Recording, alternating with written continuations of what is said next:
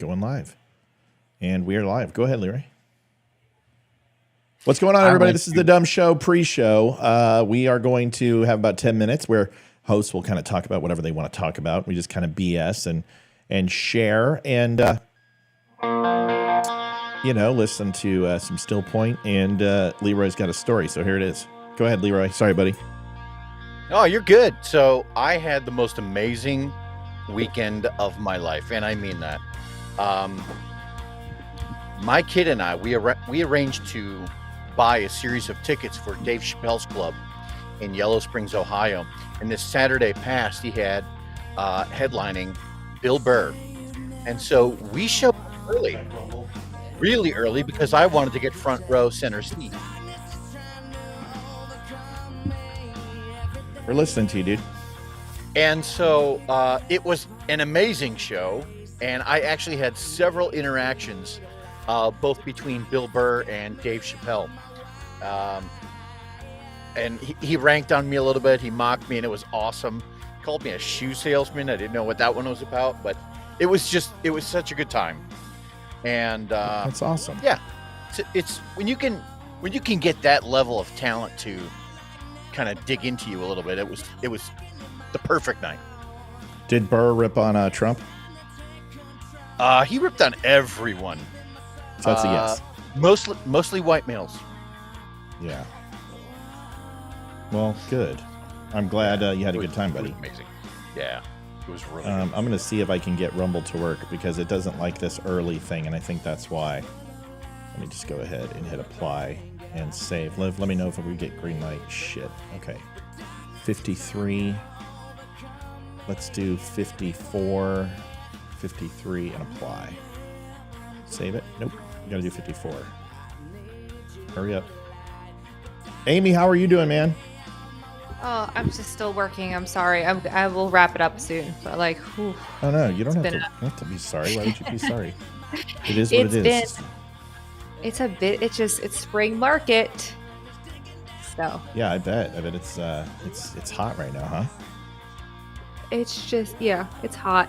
It's just a lot. And the eclipse today, did you guys get a chance to check it out? Yeah. I got my Did you see my pic? We did. No, I was going to show him. I took some amazing pictures. Now I got to share mine. You put him in Dumb Nation. You didn't send him to the show. So can you send him to the show? Yeah. Yeah, 'cause I'd love to put him up. You want me to send it to my email. Text me. Okay. Texty. Texty. Matthew Spear. Live first button, please.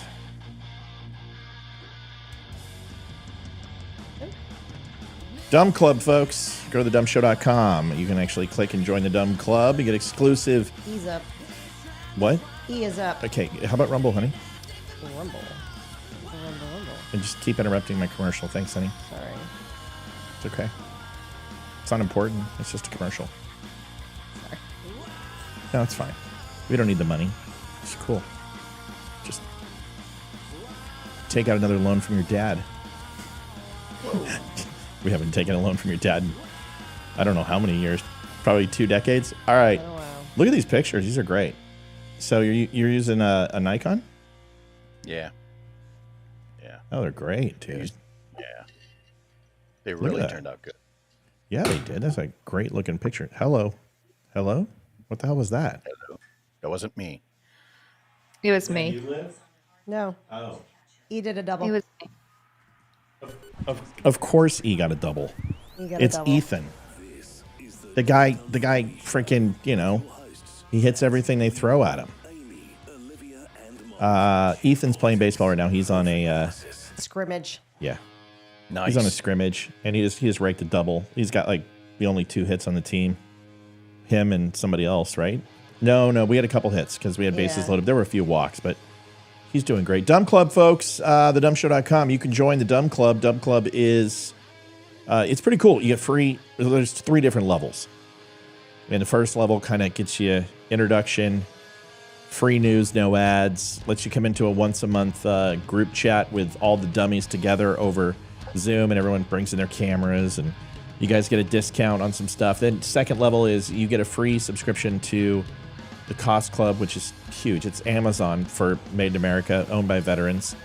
And you get all your deodorant and toothpaste, and if you want to buy steaks or coffee, it's all there. And you get a grip shit discount of like 40%. That's free. It's $20 a month, and you get it for free. And then the next one is kind of cool. You can get a video from, for your birthday, or if there's a special thing, you're doing your own podcast and you want us to do a video for you, we'll do that. Send an autographed picture, nude, of Olivia, and I will be clothed. I'll do it. I'll do it. I'll do that. We'll do that calendar. Can anyone hear me? Yeah. Because I can't hear myself in my headphones. I make sure they're plugged in. The They are, 'cause voices I are can only hear everyone talking else. to you, Olivia. You can't hear yourself in your own headphones? Hold on. No, barely. Try now. Testing. Better. It's a little echoey. Weird. Jeez, I'm sorry, honey. I don't know what else to do. That's okay. Is that okay? Yeah, it's a little loud. Would you mind turning it down? Yeah, is there anything else I can do? Would you like me to go, whip up an omelet or No. take some caviar? Would you like me to go paint the fence before we start? I'm sorry. No. You're just being awful needy tonight. I mean, there you go. How about that, sweets? Is that better? Sure. How are your No, pot is it- pies, Matt? Olivia, is it better or not? Yes. Does my mic sound weird? Because it sounds weird. to No, me. you sound fantastic. That sounds great. Yeah. I will. Grab your headphones and find the end of the headphones and where it plugs in, and ensure you're plugged in. This is always what happens. What you do is you sit on them and then they pop out. Sorry, folks, this is pre-show. We don't have to be nice to each other until the show starts. No. I did it. What? I did it. It's fine. You did what? I checked the thing. It was in. What'd you do? But how does it sound now? Same. It sounds really weird when I'm talking. I Okay, don't know hold why. on a second. Maybe Could be just me. No, it could just be the music. How about now, honey? Testing. That sounds better. Okay, great. It's just the music. So it's the music. It was That's the all. music. It's a little bit of pre-show jitters. Are we on Rumble, honey? Yes. Oh, cool. I asked like 10 minutes ago. Are we? You're 100% sure? Yeah, I'm talking to everyone right now. Okay, cool. Because it says that we're not. So I don't know why. It says upcoming on it. Oh no, that's But- not good. We should but be we're on. live right now. Are we live? Let me look. Yeah, that means it's not working, sweetie, if it's not live.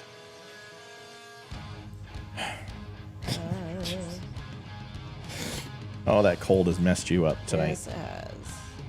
Yeah, we need to be live, not talking to people. You know what I mean? Because if it's not working, I got to back out, and then I got to reset the whole show.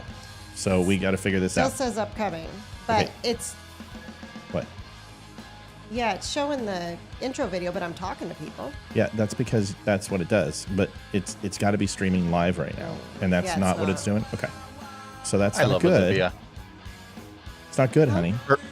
Your So grasp hold on technology. Leroy, is- can you hold on, just please? Yeah. So, Liv, what I need you to do is let's try just closing your window and refreshing and see if that helps, so we can get this thing rocking. Sorry, Leroy, we're in crisis mode right now, so Oh, you're good.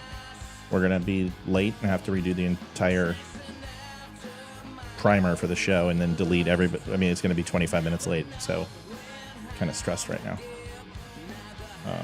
Let's see. Still says upcoming. Okay, is it 7 o'clock yet? Yes. Hey, Love, turn that down, please. Whatever audio you have, just shut it off. Done. Oh boy.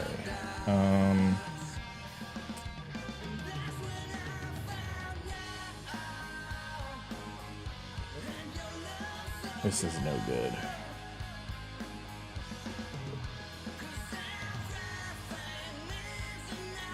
Feature video on top, make the recording private, higher quality, save.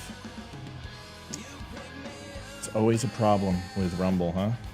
Yep. And it doesn't even have my stuff on here. All right, I'm saving it. Let's see what this does.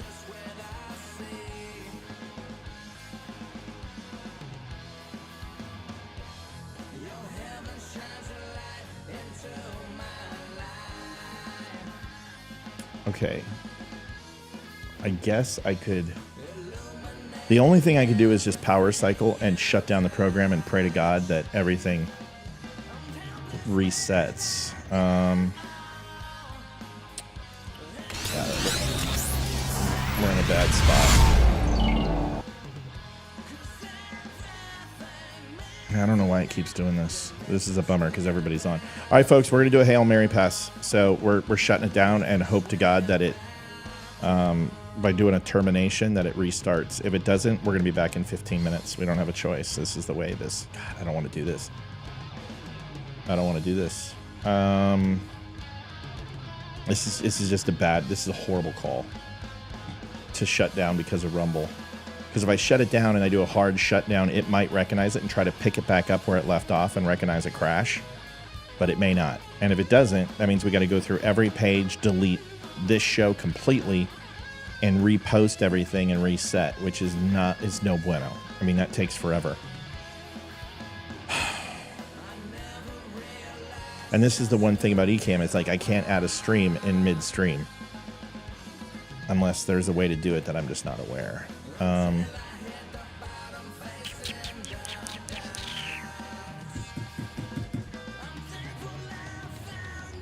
Talking to myself. I could try to end the live stream on Rumble. Yeah. And then start it again. Okay, it's saying ended. Use template. Everyone on Rumble, hang tight. Liv, let them know. Okay. We're going to try a Hail Mary here.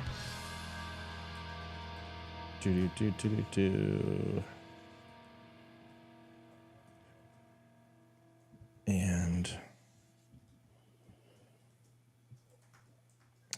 we were on time. Everything was so good. Everything, why? Everything was so eclipse. good.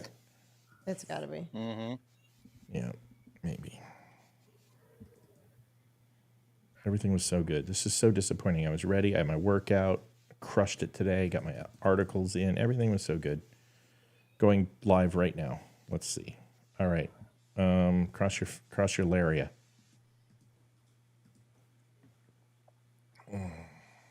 Liv, keep an eye out if it posts.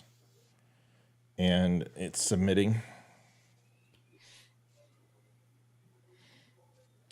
Only 4 minutes behind. Spreely people, we're sorry. It wasn't our fault this time, I promise you. It's submitting. There it is. View live stream. Let's see if it's going to go.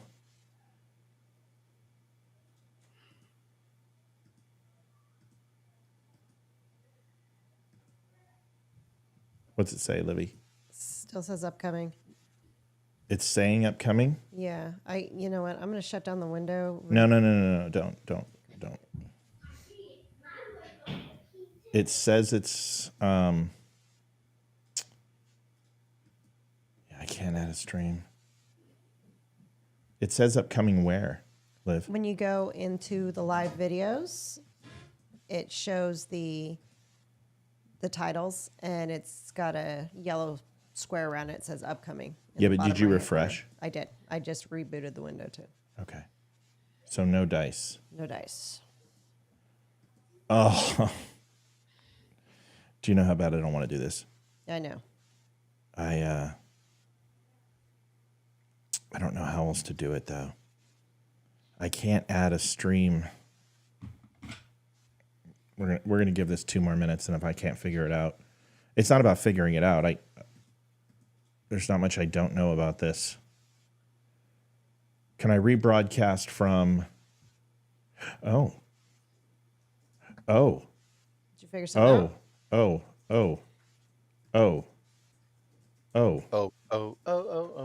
shut up, Leroy. Already asked. I'm thinking.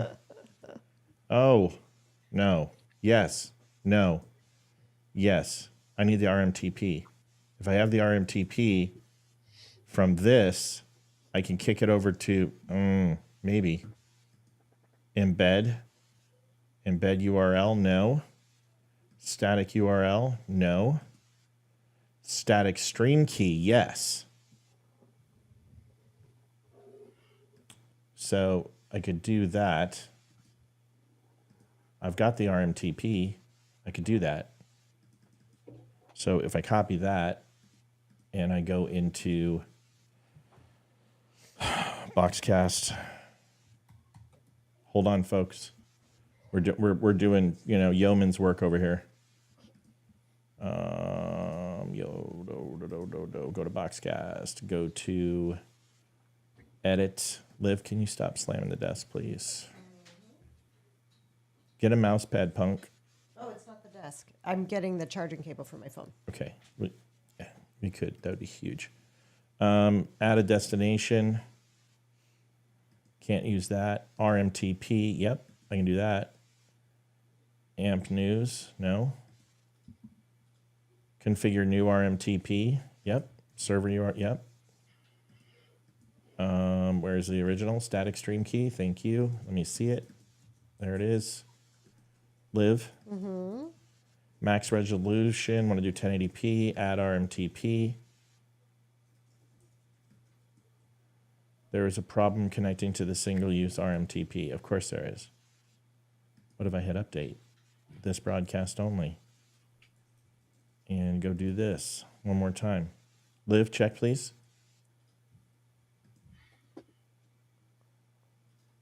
RMTP. Nope, it won't work.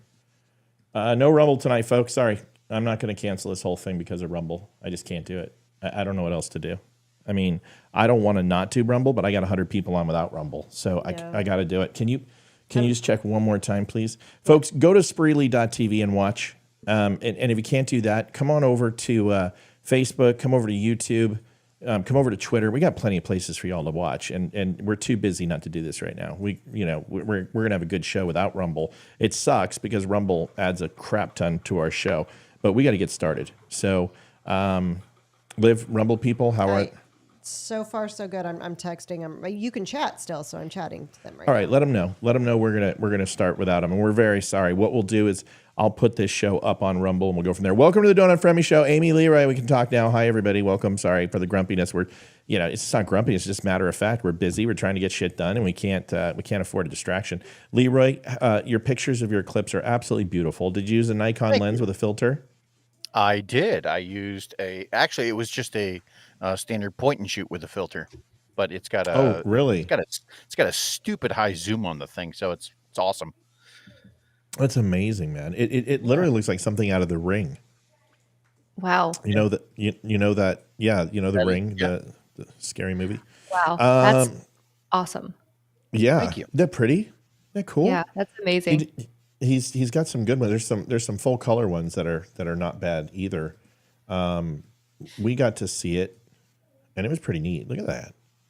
Yeah, it's a good picture. If people just don't understand the magnitude of nature and how amazing nature actually is, folks, we're not even going to do an intro tonight. I'm just going to give you a quick little Eli blast, and then we're going to get started. Here we go.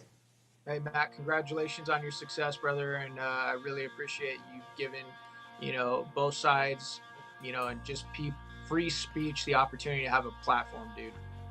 Got it. You got it. Thanks for everything you've done for this country, Eli. We'll talk next time. Tell Jen hello, and I'll have this ready in a couple of hours, and you can share it and take a look. Thank you, man. Thanks, brother. All right. Bye-bye. Wait a second. Spreely TV just crashed. Liv, Spreely, please. It looks up to me. Refresh. Geopolitics, military analysis, and election coverage. Coming to you live on the Spreely.tv network and all major social media channels. Hold on, folks. Bear with us. Honest, direct, unfiltered. We can agree, we can disagree. Just don't unfriend me. These snafus, they suck. But it is what it is. Spreely's fine. Spreely's working. And the website should be working too. You guys can go to dumbshow.com. You can also watch it there. When you're on Dumb Show, here, I'll give you a quick look, and then we can get started. If you go to this wonderful page, thedumbshow.com, you come over to show and clicky, and you want to go ahead and hit watch the show, where it says watch the Dumb Show here. Don't let it fool you. And then here you go. It's right here embedded on the site. You can talk and chat. See? Isn't that cool? All right. Now we need to get to it. All right, folks. We've got a couple topics tonight. Good. Everybody's here. The world didn't end, ladies and gentlemen. We're all still alive. And, locusts or cicada, war in Israel, earthquakes, and solar eclipses. And people, I'm not going to lie. I was a little, this looks like the seventh sign. And I was wondering if we're all going to die, And I was hey, you know what? Maybe we should start praying and counting rosary and like trying to get into heaven as fast as we can. Go ahead, Leroy. I had that discussion with someone not a couple of days ago because up here in Ohio, they're predicting the largest cicada outburst in like 30 years. And I thought to myself, I was standing with my buddy, we're heading into work. And I'm like, can you imagine what it must have been like, 100 years ago or 150 years ago when even more than that, when if something like this happened, right, and we didn't have scientists to actually explain why certain things are happening, right? That's next thing you know, the sun is blocked. Oh, and now you've got these millions of insects that are coming down to the ground. Yeah, you'd think you're in the seventh circle of hell, right? Yeah. You're. I remember when we went to Wyoming, Olivia and I, when we first moved into Wyoming, they had a moth and grasshopper phenomena, and it was bad. Like every summer it was something different. Yeah, but we got hit with a moth, and when I'm talking moths where there's no sun. Oof. Like that was gross. You walk outside and you were you were getting pelted by moths at night. And now the grasshoppers were 10 times. You couldn't see your building. Your building was covered with grass. I mean, I'm not kidding. When your windows were black because you open the curtains and there's just nothing but locusts all over. I mean, and I'm just like, oh man, this is horrible. So yeah, so needless to say, I mean, this happens, and I can understand people being nervous, but all the conspiracies that went around were just absolutely stupid. I just couldn't take it anymore, y'all. People are, it's the end of the world, and this is it, coming of Christ, and I'm just like, come on, guys, just act. It's an eclipse. It's not like this hasn't happened before. Right. It happened on Hayden's second birthday.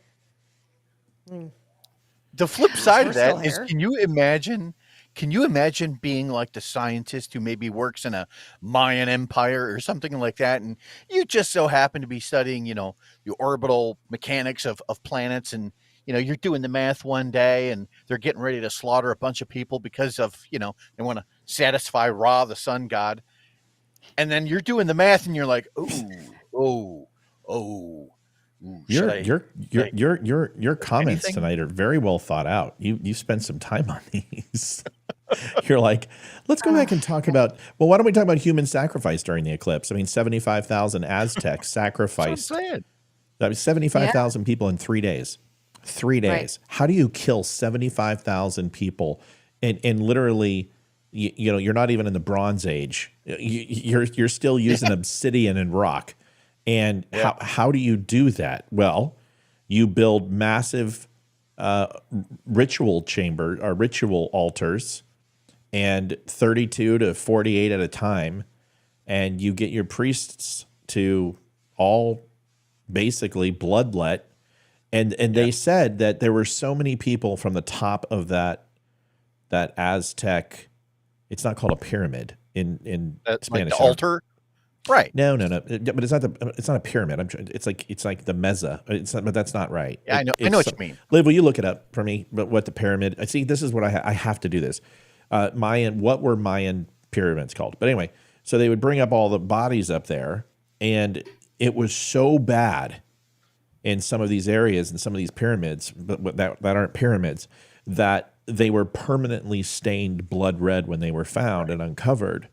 And they would take off the ivy, and the rock would still have blood. And it ran so fluidly, there were rivers of blood going into the rivers. I mean, it was bad. I mean, and how do they know this? Well, obviously, archaeologists came in, and anthropologists and all this, and studied, and can look at the channels in the soil and everything else, and they can see fossilized remains, and you're just like, oh my God! And 75,000 people, dude. They're called Mesoamerican period. See, See, Pyramids. meza. See, I was close.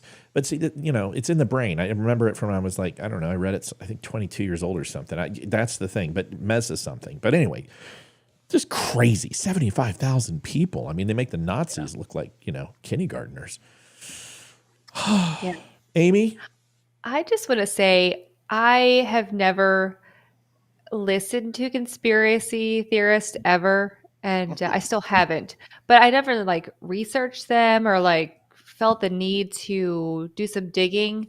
And I was obsessed for the last couple of days. I was just Yeah, it's constantly crazy. listening. And I will say I learned something that I was completely floored about. I had no idea how many people support the flat earth theory until Oh, this my Lord. flipped. So many I was crazies. floored. I was like, oh, it's a couple people, I'm sure. No, there's hundreds of thousands of people who truly millions. believe. Millions. That's Yeah. insane. Millions. It's, I was just like, wow. But I will tell you this about the eclipse. It does Uh-oh. Oh no. See, they got her. The flat earthers got her. Oh, See, she was going to no. give us the secret. They took her align out. with a lot of things. She was in the close. Bible. She's back. We'll never She's know back. They when we're in the replaced end her. of times. Folks, Well, time out. I don't want you to I'm back. believe What? anything. Dang it. Whatever Amy's saying right now after her replacement by the lizards and her new clone, don't listen to her. She's full of shit. Everything she says There's a now glitch is a in the lie because matrix. she's been Yeah. replaced. But there's a glitch. Yeah. Go ahead, Amy. Tell us all No, about I flat was- earthers. Yeah. Oh, first of all, they're amazing. I felt like you kind of want to lean into it, right? Because it's so crazy to me, my opinion. It just sounds nuts to me, truly. And a lot of them are Christians and they talk about the Bible saying this. I'm like, but that's not actually what it says. Same with this whole eclipse thing. I mean, a lot of religious leaders have said, yes, these could be the signs of the end of times, and they absolutely can. But the Bible does say that we'll have signs, but the Bible says we will never know when the second coming is going to happen. So, I mean, there's a lot of coincidences with the Bible right now. I'm not going to lie about that. But Sure there are. I mean, Yeah. But I'm not going to change my life. I did buy more water this week just in case. you should go buy some beef at dumbbeef.com. Did you see the show today? No. No, it's okay. I did a 9-minute show on it, and it covers the locust, cicada, and it brings it all together, and it just tells people, let's take it easy. Israel's been at war for 3,000 years.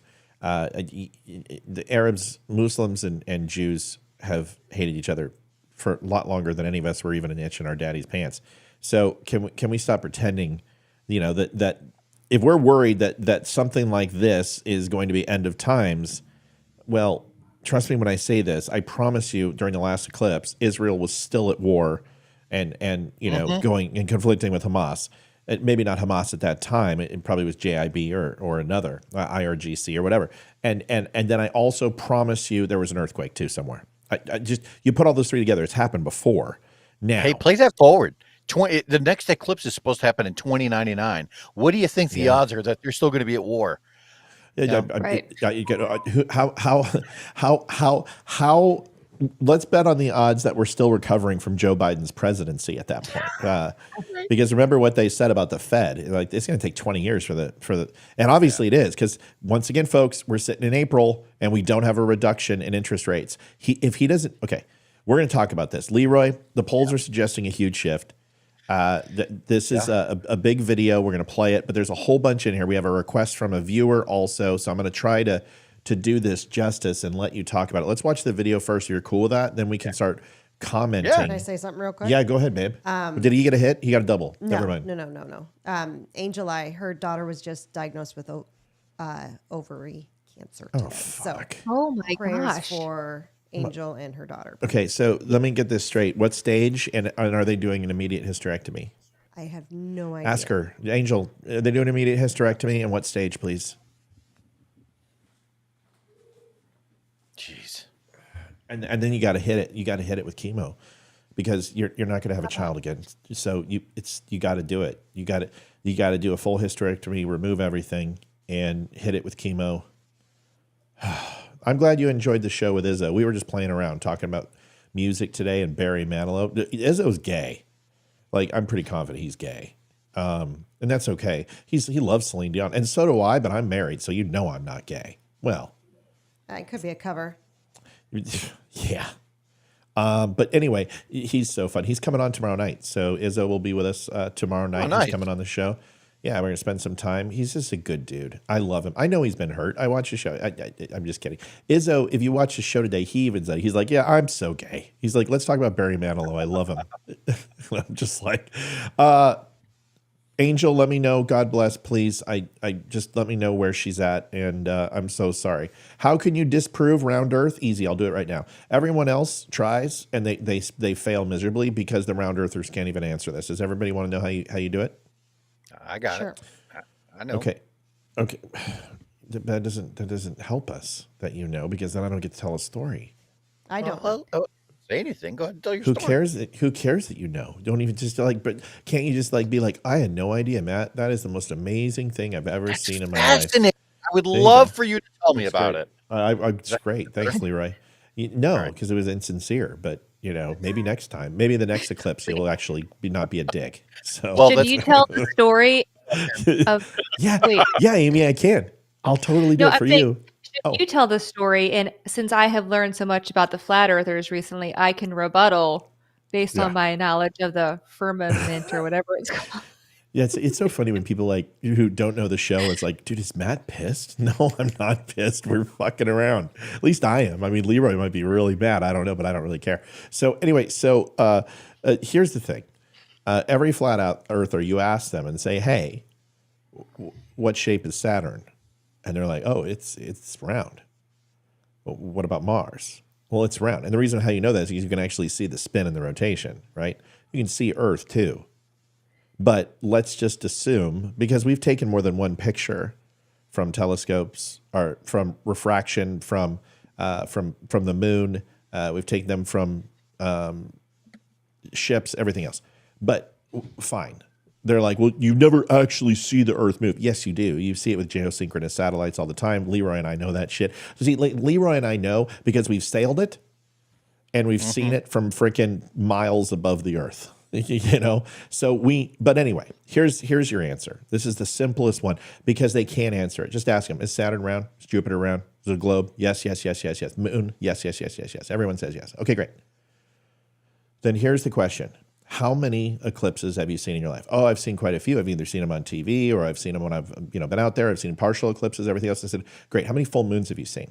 Oh my God, I've seen hundreds. So I've seen full moons, whatever, every month. Great. How many full moons have you seen where the actual reflection from the Earth is a thin line? None. They're like, what? None. None. Right. Because if it was flat, you would assume that at some time in history, or even in a stage of the shadow, that since it is flat, it would cast a thin line versus a sphere. So what you're saying is that the Earth stays in one position at all times, never rotates whatsoever. And we know that's absolutely not true because then we would never have day or we would never have night ever. So therefore, it does rotate, and if it does, you would see a thin line on the moon. Flat Earth, done. Well, there is no recovery. No, go ahead. Fuck it, try it. I'll be the rebuttal flat Earth person right now because I've learned much here. Try it. The flat Earth, which is covered with a dome, and there's an ice wall that goes around the flat Earth. Some people believe that there is like mountains like underneath of the flat Earth, like deep. Okay. I don't know if everyone believes that. I haven't gotten that far in my digging. Right. But everything rotates around us on our flat Earth with our firmament dome, just so you know. Sure. So can you explain something to me, flat earther? Yes. I'm going to try. Awesome. I want you to go grab a bucket of water. Yeah. And I want you to go ahead and I want you to spin it over your head. Sure. Will you have any drops come out? No. That's called centripetal force. Do you know why we have centripetal force? Because we have gravity, but... That's correct. So, no, shh, you're done. It's the end of the fucking conversation. But You're right, there is but... No, there is no more. See, because you're done. Because centripetal force would not take place. No. No. And the Earth wouldn't be spinning if everything moved around us, which means we would be in perpetual day or perpetual night. And what you're trying to say is the sun, the sun, you're telling me the Spins sun around takes us. 365 days to go around, but because of their theory, it takes 24 hours? Is that what they're saying? How fast is the sun spinning again, and why aren't we all fucking dead? Because that's how God designed it. Yeah. So you don't believe in God. You're a flat earther next. No, flat Earth The, people. uh, Like they're Earth They don't believe in people, God. a lot of None of them believe in Right. God. There's not one flat earther that believes in God. Yeah, the a lot of actual- them do. They the actually actual quote the Bible. math behind this is really fascinating because the Earth drops 5 meters for every 20 kilometers. And you can Correct. ask anybody who's ever done any survey work. You know, those guys that go out in there with their tripods and they're shooting lasers across land with cameras, and they're like, dude, you're in the road. What are you doing? Right? But they're taking surveys, right? They're trying to figure out, all right, how far down are we? Where's level ground? What are we doing? You can ask any surveyor that, right? Right. The ground drops yeah. 5 meters for every 20 kilometers. Do the math on that, and you eventually end up with Anyone who's fired a rifle over 300 yards understands the Corvallis effect. Yeah. So anybody who's been in the military, anybody who's shot over 300 yards understands this. This is stupid. Here's the last one. Okay, fine. You're saying everything revolves around. So the largest, hold on, Amy. The largest mass in our, you know, who you remind me of. You remind me of on the 5 and that girl who's always there. What's her name? And Jesse. What's her name? Liv. The The liberal.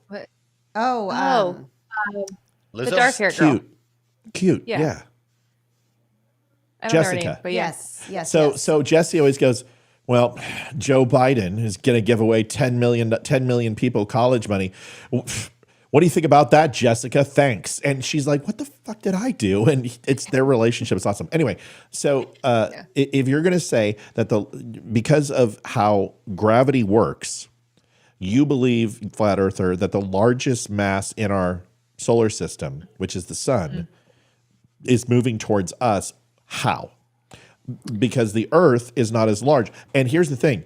If that was true, that we all weren't moving towards it, then that means all the other planets are moving towards us at the same time, and they're not. They're not moving towards Earth. They're moving towards sun. And that's the inevitable demise of our galaxy is as soon as all those planets hit into that sun, there's probably a very good chance that it could absorb, but more than likely, we can't imagine that it would. And that eventuality is going to take place, but it's certainly not going to take place anytime that we're alive. So once again, these are things that you can't argue with a flat earther, because what they do is they just go, duh, and they move on to the next thing. And you're like, wait a second. I just already showed you're a liar.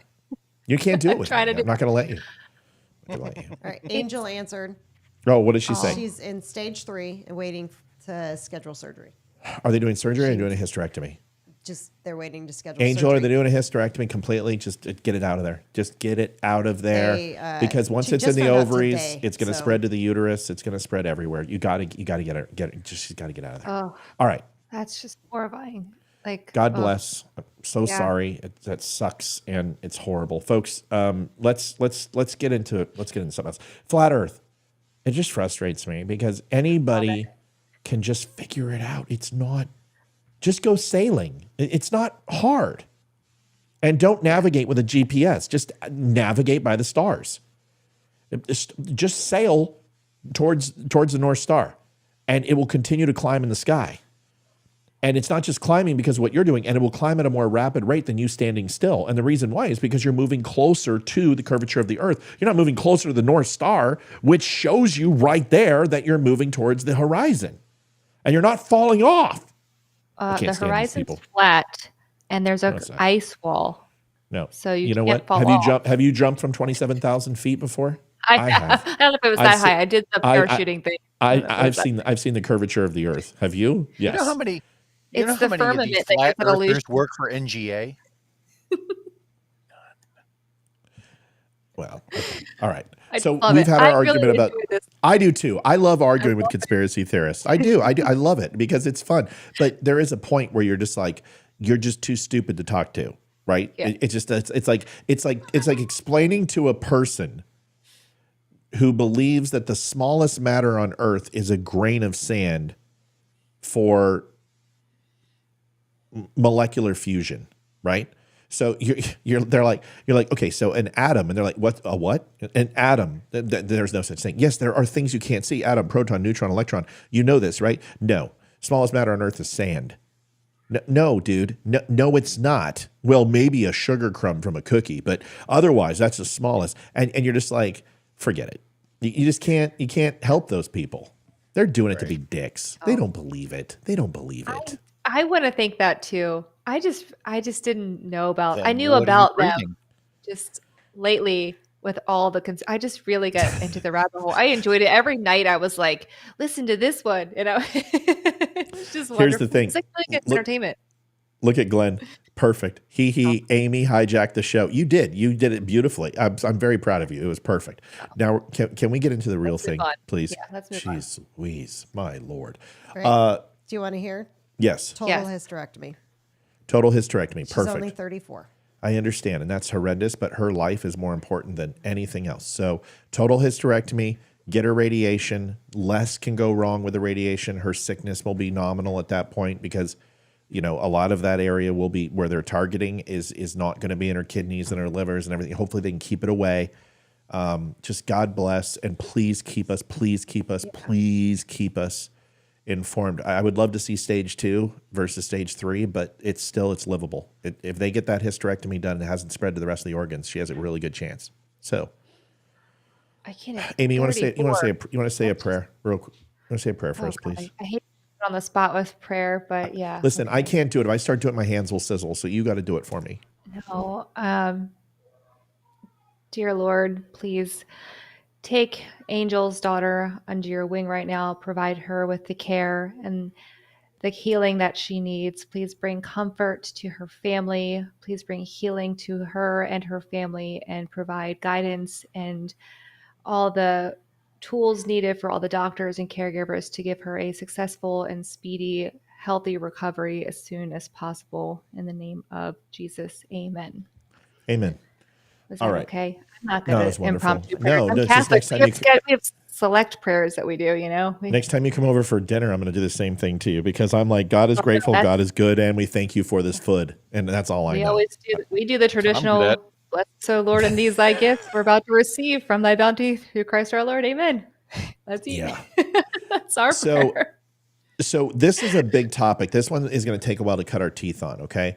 And I'm glad we got into the flat earth. This is a topic for today. So that's one of the complaints that we got from Terry about the show. He's like, you guys don't get on topic fast enough. I'm like, well, we did today because it happened. But this is super important. He brought this to our attention, Leroy did, in regards to the polls that are currently where we're at with these polls. And I want to show you a video. And I want you to be careful because the national polls are never right. Okay. Right. But battleground states, I mean, look at the primaries. They were gonna cover spot that. on. Yeah. So you're going to see the same thing. This is Scarborough and the woman who lived through the Salem witch trials, whatever her name is, his wife. Lesbikonoff, I think it's her name. Maria Lesbikonoff. Is that what it is? No. It's she has a name like a prehistoric dinosaur. It's Maria Lickalotopus. So that's her name. Here she is. And here it is. Whoops. Oh, and by the way, there is another video I want to talk about Trump's abortion policy. So we're going to add on to that, Leroy. Okay. Yeah. I didn't get to hear it. I am armed with everything right now. So Okay. I got to fix your background. I'll do that too. Here we go. In every swing state. According to the new numbers from the Wall Street Journal, Trump leads Biden in Arizona, Georgia, Michigan, North Carolina, Nevada, and Pennsylvania by figures that are all within the polls' margin of error. In Wisconsin, the survey shows the two candidates tied at 46% each. The poll also finds negative perceptions about the economy remain a problem for Biden. 63% of swing state voters say the U.S. economy overall is not so good or poor condition, while 36% say it's in excellent or good condition. But when asked to rate the economic conditions in their own states, the majority of voters in 5 of those 7 swing states say it's in excellent or good shape. Joining us now, CEO of the Messina Group, Jim Messina. He served as White House Deputy Chief of Staff to President Obama and ran his 2012 re-election campaign. Jim, as we always say, these are snapshots. The two things that I'm looking at right now, obviously, Wisconsin, Pennsylvania, Michigan, is so critical. They're all very close. I'm surprised by, again, I would never guess this 5 years ago, that Joe Biden continues to perform best in Wisconsin. That Wisconsin, of all states, seems to be a state. Older white guys actually aren't thrilled with what's happening with Donald Trump. Georgia tied. God, it's always about race, isn't it? Leroy, go ahead, man. Break it down for us. And then, obviously, I've got a shit ton to talk about with this. And then I want to do the abortion thing because this is really important. Actually, it is. And so just so that everyone's tracking, I'm actually going to show everyone my long division here. So Oh my God, what Karl I've got Rove. here is a pad. Yeah. And what they did basically is they broke down every swing state. And that's Arizona, Georgia, Michigan, Nevada, North Carolina, Pennsylvania, and Wisconsin. And they put a heavy emphasis on Wisconsin. Now, for each state, and I went ahead and did the math. The electoral vote breakdown for each state is kind of important, right? So Arizona is 11, Georgia 16, Michigan is 15, Nevada is only 6, North Carolina is 16, Pennsylvania is 19, and Wisconsin is 10. Now, I went ahead and broke it down even farther into 3 other categories, and I looked at who the current Democrat, who the current governor, how they leaned. And overwhelmingly, most of those states are blue. Trump neck and neck. With the only exceptions being Georgia and Nevada. Then I was trying to reflect a lot on the hot button issues. And Matt and I have talked about this on the show before. Well, we always, when we're talking about these polls, the big hot button issues that just constantly come up over and over again, the number one issue in America will always be the economy, followed shortly there by crime, abortion, gun policy, education, and immigration, right? So when you start breaking all of that down, I looked at which states, how they polled in terms of Gallup polling, as if to say, do you feel that abortion is either legal or illegal? Most of those states saw abortion as something that was legal, not illegal. There was one exception to that, and that was Georgia. They 48% saw it as legal, 49% saw it as illegal. And I did the same thing in terms of a general election breakdown. Overwhelmingly, most of those states, Trump leads, at least by a point or two. To the credit of that show where they called out Wisconsin at 46 and 46. Yeah, but there was still a bias towards Trump in the poll that I found. Pennsylvania was leaning blue, but North Carolina, Nevada, Michigan, Georgia, and Arizona all had Trump ahead by a few percentage points. So then we started breaking it down even further, and I was looking at how the demographics are breaking down. There's been several stories run recently that suggest that Biden is losing younger people. He's losing Black Americans and Latinos at a much faster rate. And I think a lot of that has to do with social media, right? Generally, it's an older crowd that's going to sit down, huddled around the TV at night and watching CNN or Fox or, whatever the demographic is there, right? Whichever way you lean.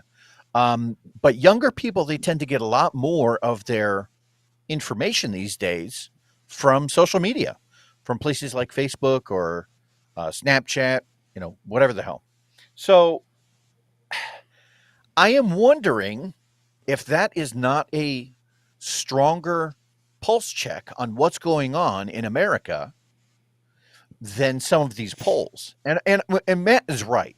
When he says that most of these polls are bullshit, it's because they are, right? pick a very select group of people, right? And they're basically, a lot of times I feel like they're only pinging the information off of the people that they know are going to swing a certain way. Like they have a pre-registered list of people that they turn to for these polls. So when we're talking about losing that big of a segment of the demographic, of the voting demographic, i.e. younger people, that's a problem for Biden, a big problem. Now, where he was shining is that it seemed like his ratings among white older people has gone up. Presidential approval ratings right now sit at 41%. Now, the same time when Trump was president, they were at 47%. That's a big difference. Economic confidence has gone down. When Trump was in office, this time it was at 40%. Right now it's at a negative 26. So these are all key indicators as far as what's going on. That's what I had so far. I didn't know if you had more on the video. No, that's all I have on the video. And then obviously Dawn Bradley sent this out. She wanted us to talk about this today. She's a viewer of ours, where the White House pledges taxpayers will bail out $10 million to students and their loan debts. Now, we know that the Supreme Court just recently ruled that this was unconstitutional to do so. But once again, he is using provisions and executive orders that are based for this is to win votes. So do you think that ultimately the reason he's doing that is for the younger vote to try to sway them back to voting for him, or what? That's exactly where I was headed. So when he gets presented these polling information, these lists of, hey, this is where you're suffering the most. Oh, Mr. Biden, guess what? Right now, you're not doing so well with younger people. What should you do? Gee, I don't know. How about we try and buy those votes by paying off student debt? Wouldn't that be a great way to try and, fudge some of those polling numbers? That's why he's doing it. Know this is going to backfire on him with the white student. I do. Or excuse me, the white college-educated or non-college-educated white male. This is how he loses Wisconsin, by doing something like this. He may go ahead and get, and the reason why Gen Z voters are, 70 some odd percent favorable for this loan, but white college-educated and uneducated men, white men, are actually adamantly 83% against it. Right. This is very similar to Trump getting a felony. We'll see in a few minutes. Or, getting a felony with all these court cases. If Joe Biden continues to subvert SCOTUS and use executive orders to pass legislation that has been decided upon, this isn't popular with white college males, educated or educated males and uneducated. So I think this is simply just robbing Peter to pay Paul with his votes. Exactly. And the youth base is going to be the largest voting demographic in U.S. history. For him to go after it, I can understand why he's doing it. But those white men are going to go ahead and jump over to Trump. And if he gains in the white men category, this race is over. Yeah, and again, those big hot ticket items, right? We've talked about this. We talked about it just last week. What you're going to start hearing more and more from the Democrat side of the House are more abortion punchlines, more on job creation numbers. So they're going to try and figure those optics in the best way they can. And in the meantime, the right is what they should be doing is focusing on economy and immigration. Yeah. Ames, real quick, I'm just going to jump on this and then we can talk. I just whipped up this map while you were talking, and based upon voting trends and based upon where state legislators and Senate and gubernatorial mayor races have gone, this is what we're seeing. We're seeing Texas and Florida to be pink, not red, not susceptible. They're not going to flip Texas this year. No. It could, but not this year. It's not this year. You're probably looking at but the thing is that when you see these susceptible areas, New Mexico is starting to trend again. You're seeing Arizona possibly coming back in the red. and Colorado is deep blue. But with migration, you'll see Texas fluctuate, but it's not going to happen. Dallas, El Paso, Houston, San Antonio, those make up predominantly the largest. And then you have essentially 296 other counties. And you'll see a lead, and Beto O'Rourke had a lead, and then Ted Cruz came in. The reason why Ted Cruz showed vulnerability is because he didn't endorse Trump, and Texas punished him for it. So at the RNC, he didn't give a full-throated endorsement of Trump, and they punished him in his electoral race. His Senate race. But this is what I'm seeing. And like I said, New Hampshire is showing some softness. This is really interesting because Nikki Haley can deliver New Hampshire. She can take those 4 votes, and that is a huge vote because I'll tell you right now, based upon what I'm seeing, is you guys know I love this thing, but you've got Ohio pink, Iowa pink, but those are actually solidified. Those were trending possible blue on both of them 6 months ago. So to see those solidify also shows why Wisconsin, and look at Minnesota, it's a light blue as well.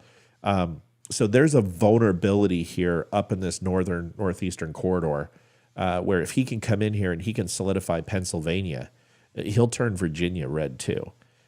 So you can see that there's a possibility. North Carolina flipping is ridiculous. The fact that that's light red is insane to the membrane. To get South Carolina, North Carolina, that means Georgia's going to fall. So I want you to look at just the amount of possibilities to win. Remember when I told you there was no path to victory for Donald Trump? There still isn't. And I want to be clear. However, there's been an update based on this, is now with this predictive forecasting, looking at this, there's now 12 ways for Donald Trump to win the presidency, and there's only 7 ways for Joe Biden. Now, that's based upon, Wisconsin, Those Michigan, swing Pennsylvania. Yes. Yeah, but take a look. He's 226 electoral votes. Trump's at 235 based on the current electoral map. So his path to victory is there's 77 electoral votes up to grab. Folks, do the math. Trump needs hold on a second, Leary. 270 to win, right? So if he needs 270 to win, he needs 35. That is going to go ahead and leave 42 for Biden, and he would have 268. He would be 2 shy. This is why Nebraska, with this one blue single electoral vote, and Maine, but folks, this is why New Hampshire comes into play. Because if he can turn New Hampshire red, now with what's up for grabs, he's going to be way shy. He's going to drop another 4. That's going to put him at 264, and that essentially gives Trump the win. Because then all he has to do is come in here and do what we would expect, which turns Georgia, Pennsylvania, and maybe he's not going to flip Nevada. No chance. That's going to be light blue. Arizona has a chance to be pink. Let's say he loses Wisconsin, which he probably will, and Michigan probably will lose it too. And now you're looking at a 253 to 285 Trump wins. And he doesn't have to pick up all the swing states. No. Remember, there is a possibility for Virginia to flip. So as we get closer to this, I will continue. You guys, this is where I live. I fucking love this area. This is my arena. Well, I know. put that I know map these maps. back I up love it. because I wanted to address something. Yeah, go and I ahead. have a question for you too. Yeah, go ahead. We both live in Virginia. Yeah. And I know where you and I both live, it's very red, so to speak. Like it's very conservative. Yes. But we live in the most rural part of our state. We don't have the population. Do you really think that we could get flipped? Yes. Plus, I'm in real estate, and I see an influx of people coming from a lot of blue states, especially literally in the last week. I've had a huge influx of blue states coming here. Why are they leaving? Jobs. Yes. Everyone's Tyson's corner man. Right. So here's the thing is they're not going to go ahead and penetrate past Ashburn. Pretty much everything west of Ashburn, that line is red. Everything south of Richmond is red. Where you get killed is Alexandria. You get killed in Fairfax. You get killed in Newport News. You get killed in Arlington, Norfolk, Virginia Beach. But here's the thing. This current state, Afghanistan did not play well in the military. The military is not happy about Afghanistan. And they're really not happy with where we are with Israel and Ukraine either. So the military right now is kind of turning on Joe Biden. And if he loses the military element in Newport News, Norfolk, and Virginia Beach, he's toast. Virginia flips. Because you're talking about, 300,000 military, or ex-military in that area. He loses Virginia if that happens. So yes, you're seeing an influx, but Virginia is in play because of Youngkin. Youngkin's grassroots are ridiculous. Youngkin is an amazing governor. He's on the presidential bid. He will be, in my opinion, the presidential nomination in 2028. I think DeSantis maybe comes in as a VP pick. But Youngkin should take 2028 as the Republican nominee. I would be shocked if he wasn't. And then if Nikki Haley does wind up getting with Trump, which I'm going to go show you why the case is even stronger than ever after what Trump did today, then you possibly have a Youngkin-Haley ticket, and that ticket cannot lose. That ticket will not lose. Leroy? Well, I wanted to address a couple of things that you have up in there. So where I saw the most odd numbers in polling, and again, I did not stick to one poll. When I was going through this, I looked at Quinnipiac, I looked at Gallup, I even looked at that site that John Stossel had endorsed. It was called Election Betting Odds. Right? Yeah, don't look at Rasmussen. Rasmussen's an outlier. Where you don't look at polls, what they do is they actually have professional bettors who are looking at this stuff and kind of betting on, hey, I'm literally putting up $5,000 on the fact that this guy is going to win. That says something to me. Now, so when I was going through all of that, right, the states that I saw as the kind of the biggest question marks, states could potentially flip: North Carolina, Nevada, Georgia, and Arizona. I was going to bounce those off of you because I had reasons for both. North Carolina most certainly is. The trend has been away from Joe Biden. They didn't like Joe Biden in 2020. The only reason they did is because of Kamala, and they fucking hate Kamala. So he's going to lose North Carolina. Georgia will go red, more than likely. They're sick and tired of it. They love Kemp. They see Kemp as a great governor. They like his policies. They hate Atlanta. They're sick of the crime. They're sick of the Antifa push. It's very much turning into Oregon, and Georgians are ready to come back to the South. Arizona, Nevada is tough. You have so many illegal immigrants in that, and their voting systems in Arizona absolutely suck because their registration hasn't been wiped in over 20 years. So you've got people who aren't even in the state. So they've got to clean that up. Republicans are working on that. The ground game is there. They're focused on cleaning up Arizona. The actual the reason I brought up Arizona is because currently, right now, there's a 4-point spread between the two. That's why I brought that up. Yeah, well, we'll address that in a second. But they've said, the election commissioner in Arizona, the RNC, has said they're going into Arizona and cleaning up these things. They're going to get the stations cleaned up, the captains, the voting captains in place, get the ground game lawyers ready to go, because Arizona is going to be a huge, huge decision. You're going to lose Nevada. You're not going to get it. There's too many Democrats in there. The casinos they're no longer have what they need for voting. The people there, the property is ridiculously priced. You really have Vegas and Reno, and everybody else doesn't have shit because nobody lives out, because Nevada sucks. Let's face it. Wisconsin and Michigan, I think there's an upset there. He got very close in Michigan and Wisconsin to possibly pulling out both. Those were contested up to the point. I did say they were going to fall for Biden, and they did. And it was going to cost him the election, and that's really what did. He has a good chance of pulling them back. The automotive industry is huge there, and Biden pushing for EVs is not popular in those states. And although there is a very large populace of liberal and Somalian voters in Minnesota, you're seeing that they're solidifying because of Whitmer. That's the one thing that might throw it, is because Whitmer is extremely popular in Michigan, and she may carry that. But I think Wisconsin's vulnerable, even though the polling isn't showing it. Pennsylvania, you got to beat Pittsburgh and and Philadelphia. You're not going to do that. The black vote in there is too strong, and they are probably the most corrupt state in the union. So I don't see Pennsylvania. I was tracking exactly that. Actually, I saw a 5-point spread in Pennsylvania favoring Biden, oddly enough, even though based solely on the economy, a separate poll showed Trump. But that won't matter. Yeah, but the pollsters are dicks because what they're doing is they're basing off 2020 COVID numbers. Nobody knows what's going to happen. This is going to look closer to 2016 than it is 2020. You're going to have 30 to 40 million votes not even show up because they're not going to send out mass ballots. So that favors him. Now, you also have a viable third-party candidate in 2016 that you have in 2024 with RFK Jr., who is going to hurt Biden. Because of his pick. RFK is like doing exactly what I said he was going to do. He was going to come in as an independent, and he was going to pick a lefty, and it was going to poll for Biden. Everyone's like, he's going to hurt Trump. No, he's not. No Trump supporter is going to vote because of the fucking lefty that he picked. So Biden's scared of that too. So what he's trying to do is shore up that younger generation because that's the generation that likes RFK. He's double dipping into polling from RFK's numbers, but also polling from Trump's, which are trending towards Trump. That's why he's doing this major bailout. And I'm telling you, that bailout is going to, black people are going to get more pissed. Mexicans are going to get pissed.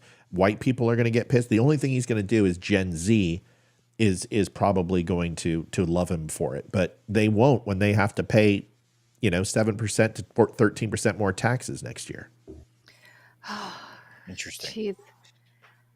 Now, when I was looking at election betting odds, by the way, they're favoring Biden by 0.5%, and that was updated as of today.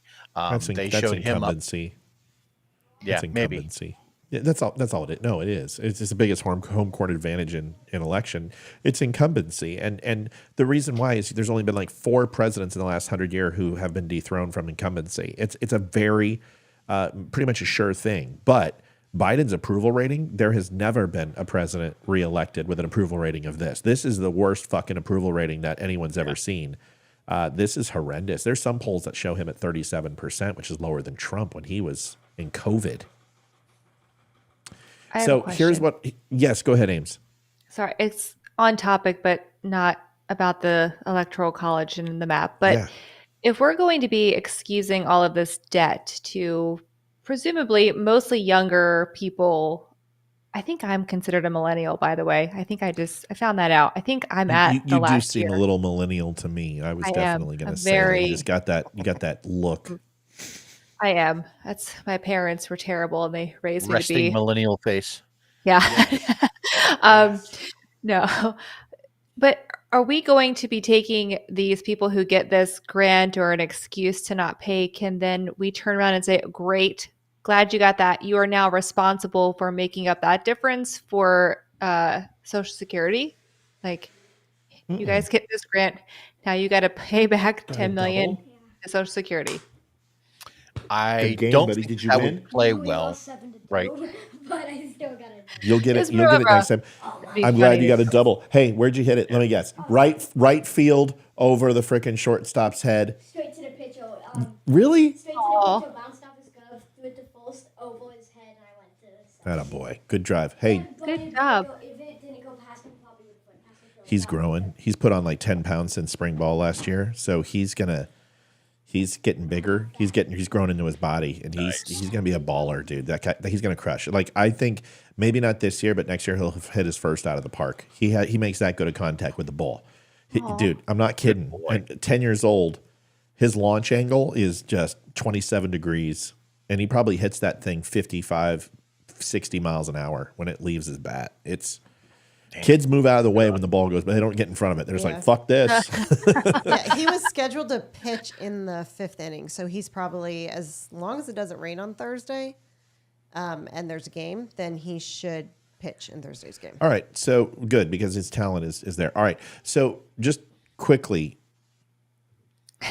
that makes too much sense, Amy. So this is the thing, is that it's only a snapshot in time that he's doing this. So what Joe Biden is doing is, instead of fixing the problem, he's saying that predatory loans in the previous time were okay. The current time, they're okay. And in the future, they're okay. Because all he's doing is addressing 10 million people in a snapshot. And he's telling the other people who did pay off their loans or did use their savings in COVID or have been working tirelessly, those people don't qualify. And there are still people who are going to graduate who are going to say, well, what about me? He can't do this indefinitely. The Supreme Court's not going to allow this. He's not going to give 10 million people debt free. He can't. The Supreme Court said no. He's going to tote this and promise it. And once again, it's going to be a 2024 campaign lie. That's what he does. Livy, we're talking about Biden. We're talking about the polls. I'm going to say one other quick thing, and then I want to shift gears because we don't have a lot more time to keep going on this. The one thing I will say is this is all just ridiculous. This is all going to tighten. I don't care if Trump has 20-point lead. When it comes to October, this thing will be within 2 to 3 points, just like it was with Hillary, just like it was with Bush, just like it was with Reagan and Clinton and Carter and Kennedy. It will. The American people. The reason why these numbers are so crazy right now is because people haven't been watching. They don't know what's going on with Trump. They don't know about his criminal record. They don't know with all the 86 indictments. They don't know about Biden's document scandal. They don't care. Most of America does not get involved in the election until 3 months before the fucking vote. So when that happens, everything tightens. And remember, they're both going left of center and right of center right now. Trump actually is doing something unheard of. He is moving towards the center during a primary season, and which is baffling. Right now, he should be going as far right as he can. And then when the general happens, then he moves to the center and brings in the umbrella. He's doing opposite. And I'll tell you why he's doing opposite when we watch this video. Can I play it real quick? I know we're all excited. We want to talk more, but can I show you this video? All right, cool. By the way, Liv, hit one, please. Folks, the DUM Club is officially open. TheDUMShow.com. You get benefits, member benefits. It is a monthly charge, but people were donating and thank you for that. That means a lot. And they've been donating, but we want to give back. Instead of just donating every time, join the DUM Club. We have a $10, $25, and $50. I'm telling you right now, the values for it, the $150 is what the $50 is. You get $75 worth of stuff in the $25 club, and then we have like a $25, $30 gifts for the $10 club. This isn't cheap shit. This isn't crap. Every quarter you get a gift box, which is great. Jerky, coffee, T-shirts. You've seen the clothes that we have. It's great. Join the DUM Club. You can do that. Or if it's just tight right now and things are hard, I completely understand. You can go over to linktabgo.com/thedumshow and donate. It helps. Every dollar helps, keeps this show free, and we appreciate if you could help us out. There's a question, or do you just want to move on? No, go quick. When do you think the housing bubble will burst again, and will it be worse than 2009? I'm going to ask the real estate person, but remember, Amy did argue with me when I told her about that. She's going to kick my ass. The firmament is real, and no, but go ahead. Just tell me I was right one more time, just so I can hear it, and then I'll shut up and let you go. No, I'm kidding. Go ahead. Sorry, what were you right about? Oh my God, you're so full of it. I remember that. I'll pull up the Brandon and Sean episode. You better watch it. All right, I'm kidding. Oh yeah, but I was right there, right? You guys were talking about the burst, and I'm like, no. We live in a local. Okay, so for I America, told you that. That's not what I said. Forget it. I'm not going to get into it. Just do your thing. Whatever. Go. I'm going to rewatch the episode because I forget. I don't know. I'm not like you. I don't remember what I said. Yes, ma'am. It was when we were talking about how the prices of homes were not going to be able to maintain with the investment that construction did, is that commodities were more expensive, and those houses weren't going to drop down once COVID stopped because it cost them more to make, and those prices would stay. That created a shortage in the market. Ultimately, construction workers have stopped. They've quit. They're not building houses anymore because it bankrupted them. This is what we said. And housing prices haven't gone down. They're just going up. Yeah, not here. And new construction is really stagnant at the moment again, I'm speaking on a micro term right now, not for the United States, but on where we live. New construction's hit a lull because construction prices are incredibly high. You can build a beautiful new home here, but it's not going to be you can get an already existing home for a much better price at this point where we live. However, we still have a housing shortage, so people are still building new construction here. It's just not the first choice. As far as the American, we're ready to sell this place and get an RV or get an F-150, F-250, and a trailer. I'm not kidding. We're like a double wide and just say screw it. Put the kids in there for the next few years. It's big enough. Who cares? I'm just sick of it. Costco houses, right? Doesn't Costco sell those? I don't know about a Costco house. I don't know about a Costco house. But I was thinking of I'm serious. I don't know. I've never I've also seen them. seen people who are resorting to just buying Connex boxes or shipping containers. My buddy Yeah. did that, and he built a 3,000 square foot home in shipping containers, and it cost him like $60,000. How do you do that? You just cut them and you stack them, and then you drill a well and Like you Legos. insulate them. Yeah, just put them together and cut out the walls and fab it. It's just basically a metal frame, and then you have to prefab inside with obviously running pipe and running drywall and everything else. But it was beautiful, dude. It was Patrick from Apple. He did it, and our insurance guy. So anyway, gotcha. all right, we need to move. Go, Amy. Okay, so really quick, overall in the United States, we are seeing more of a decline, which I think everyone was waiting for, but the housing market is not suffering nearly as great as people were predicting, which is what I personally thought would happen. Particularly here in our bubble, we are in the DC DMV bubble here. Our market hasn't changed much at all. We are seeing less buyers in the market, but we still have enough to sustain where we live currently. And I don't think that's going to change anytime soon. But across the United States, we have seen a shift, but not something so dramatic across the board that's going to tank our market that I can tell anytime in the next 2 to 3 years. I think it's going to be status Washington's quo. recession proof. Yeah. I don't know. People hate us, I don't know. They should But- hate us, but we live near Washington, and that's where the money is. No, I mean, so, like real you know. estate agents, they hate Oh, I hate me. you I'm a for sure. millennial Oh, I hate flat you. earther. I forget who said that, but I was like, I'm going to change my profile just to say that millennial. You should. You should change And your real Twitter estate profile. agent. All We the got to get into this. We're running out of time. It's 8:08, and I've got other topics. And people get upset because they really want us to talk about these topics, and we always go off on tangents, and we were late. It's my fault. Amy, as always, excellent analysis. Leroy, thank you. I think this is going to extend the conversation. Donald Trump. What did I say that Donald Trump needed to latch on to, and who, because of their abortion policy? Does anyone remember? Nikki Haley. I remember this. Yeah. So I want you to listen to this. I want you to listen to Trump's abortion policy. And just remember, when you speak of me kindly. Under my leadership, the Republican Party will always support the creation of strong, thriving, and healthy American families. We want to make it easier for mothers and families to have babies, not harder. That includes supporting the availability. Nikki Haley, line number 1. She's the only one on stage, Republican, who said the word babies. She gave quality human life, real life, to fetuses. Just remember that, because the vernacular is I can pull her answer for abortion, and it is verbatim. Fertility treatments like IVF in every state in America. Like the overwhelming majority of Americans, including the vast majority of Republicans, conservatives, Christians, and pro-life Americans, I strongly support the availability of IVF for couples who are trying to have a precious baby.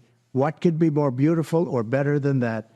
Today, I'm pleased that the Alabama legislature has acted very quickly and passed legislation that preserves the availability of IVF in Alabama. They really did a great and fast job. The Republican Party should always be on the side of the miracle of life and the side of mothers, father, their beautiful babies, and that's what we are. IVF is an important part of that, and our great Republican Party will always be with you in your quest for the ultimate joy in life. Many people have asked me what my position is on abortion and abortion rights, especially since I was proudly the person responsible for the ending of something that all legal scholars, both sides, wanted and, in fact, demanded be ended. Wait, they wanted it. Victoria, thank you for joining the Gold Club. You are going to Thank you, love Victoria. it. We're building it, and we can't thank you enough. That helps each month, and we're building it as we speak. Terry's working on it. It's a little bit early, but you're going to at least get your Cost Club membership right now, and then we're building the program. We're probably going to have you re-sign up for the membership to get the quarterly box and to get your ad-free news and all that. But thank you so much for joining. We appreciate it. It helps tremendously. Here's the rest. Thank you. It must be remembered that the Democrats are the radical ones on this position because they support abortion up to and even beyond the 9th month. The concept of having an abortion in the later months and even execution after birth, and that's exactly what it is. The baby is born, the baby is executed after birth, is unacceptable, and almost everyone agrees with that. My view is now that we have abortion where everybody wanted it from a legal standpoint, the states will determine by vote or legislation or perhaps both, and whatever they decide must be the law of the land, in this case, the law of the state. Many states will be different. Many will have a different number of weeks, or some will have more conservative than others, and that's what they will be. At the end of the day, this is all about the will of the people. You must follow your heart or, in many cases, your religion or your faith. Do what's right for your family and do what's right for yourself. Do what's right for your children. Do what's right for our country and vote. So important to vote. At the end of the day, it's all about will of the people. That's where we are right now, and that's what we want, the will of the people. I want to thank the 6 justices, Chief Justice John Roberts, Clarence Thomas, Samuel Alito, Brett Kavanaugh, Amy Coney Barrett, and Neil Gorsuch, incredible people, for having the courage to allow this long-term, hard-fought battle to finally end. This 50-year battle over Roe v. Wade took it out of the federal hands and brought it into the hearts, minds, and vote of the people in each state. It was really something. Now it's up to the states to do the right thing. Like Ronald Reagan, I am strongly in favor of exceptions for rape, incest, and life of the mother. There you go. You must follow your heart of this issue, but remember, you must also win elections to restore our culture and, in fact, to save our country, which is currently, and very sadly, a nation in decline. Our nation needs help. It needs unity. It needs us all to work closely together. Democrat, Republican, liberal, conservative, everyone, we have to work together. We have to bring our nation back from the brink, and that's where it is. It's at the brink, and we will. We will do it. I promise you, we will do it. Always go by your heart, but we must win. We have to win. We are a failing nation, but we can be a failing nation no longer. We will make our nation great. We will make... I mean, should I just take a victory lap, or should we just... Yeah. Because No, I've been I mean, saying that shit for how fucking long have I been saying that he needs to do that? That's an awesome pivot, right, to the center, closer to what Matt was saying from several months ago, actually ever since I can remember, is that the abortion topic is a losing topic for Republicans. Yep. Right? And this shift to the left kind of helps bring back some of that. It helps bring those people who are on those outer edges, who are kind of like, no, you know, what the Democrats are saying is that there's no exceptions for rape, incest, blah, blah, blah, blah. And now you're hearing the exact opposite directly from the former president's mouth. It's Nikki Haley's platform, y'all. That's exactly what she said. She's still the primary states that have happened over the last couple of weeks. You guys haven't been watching it, but she's pulling in. Remember what I said? 15% would be almost like suicide if she didn't put her. She's pulling 25%. 25% of the country is still voting for her. He's going to have a real tough choice. Now she is the ambassador for this. She can sell this. She's a woman, and he needs a woman now more than ever, because in order to take this platform away from liberals, which I told you what he'll need to win, there's only one woman who will do it. And it's not Sarah Sanders, and it's not Kristi Noem. It's not Carrie Lake. They are not going. Sarah Huckabee Sanders could, but you got to have the pretty, and you got to have the eloquence, and she's got it. And I'm telling you, man, either she's going to be in there like Secretary of State, or she's the choice for VP. She has to be. It's just a better choice. There's nobody else that gives him that guarantee. So let's just watch it. I told you he was going to do this. I told you he had to do this. And I remember when everyone yelled at me, and I lost so many viewers, and people are like, "How can you support abortion?" Now look, everybody, they're like, "Oh, Trump, beautiful, amazing. It's about time." And I'm like, "What the fuck?" Right. I've been screaming this. I think it's because of his wording. You know, he said, you know, follow your heart, but we need to get the country back. So we have to, he's saying like, yeah, I'm changing things openly to get us back together. I mean, that's what I got from it. But what did he say about the IVF? Because I was actually No, he confused supports about. IVF and he wants because that was a huge talking point for the left over the last several months. Really? Amy, I didn't know that. Amy, you didn't what? We talked about it. It doesn't matter. He just came out. He just came out and advocated for abortion, Amy. I feel like he was saying he understands the divide in the country. This is what I garnered from it. He understands the divide in the country. He understands that conservatives don't want abortions under most circumstances, with the exceptions. Right. I think most people are. I think he's saying we don't want this. However, to get the country together again, we have to make concessions. That's what I thought. Yeah. I don't think he was like advocating like let's go kill babies. I think he was more like. Of course, he didn't do that. But as a Republican, he just aligned. There hasn't been a Republican in the last 30, 35 years who've said what he just said. Yeah. He aligned with Reagan. Yeah. And Reagan was not pro-life to a point where he would advocate for banning Roe v. Wade. This is a pivot. This is a huge pivot. This is not even close to what Trump was saying. Well, yeah, it's a smart one. He's going to lose people for this. I promise you, this is going to hurt him. It's not going to hurt him long run, but it's going to hurt him in the short term. And his followers will punish him for this. The ultra Christian conservatives will not be happy. And honestly, good, because you have a choice, folks. You either lose and have the moral high ground and have the Democrats gain the majority, and then they pass whatever laws they want on abortion, or you draw a line in the sand and you promise things that you don't necessarily have intention of delivering in order to win.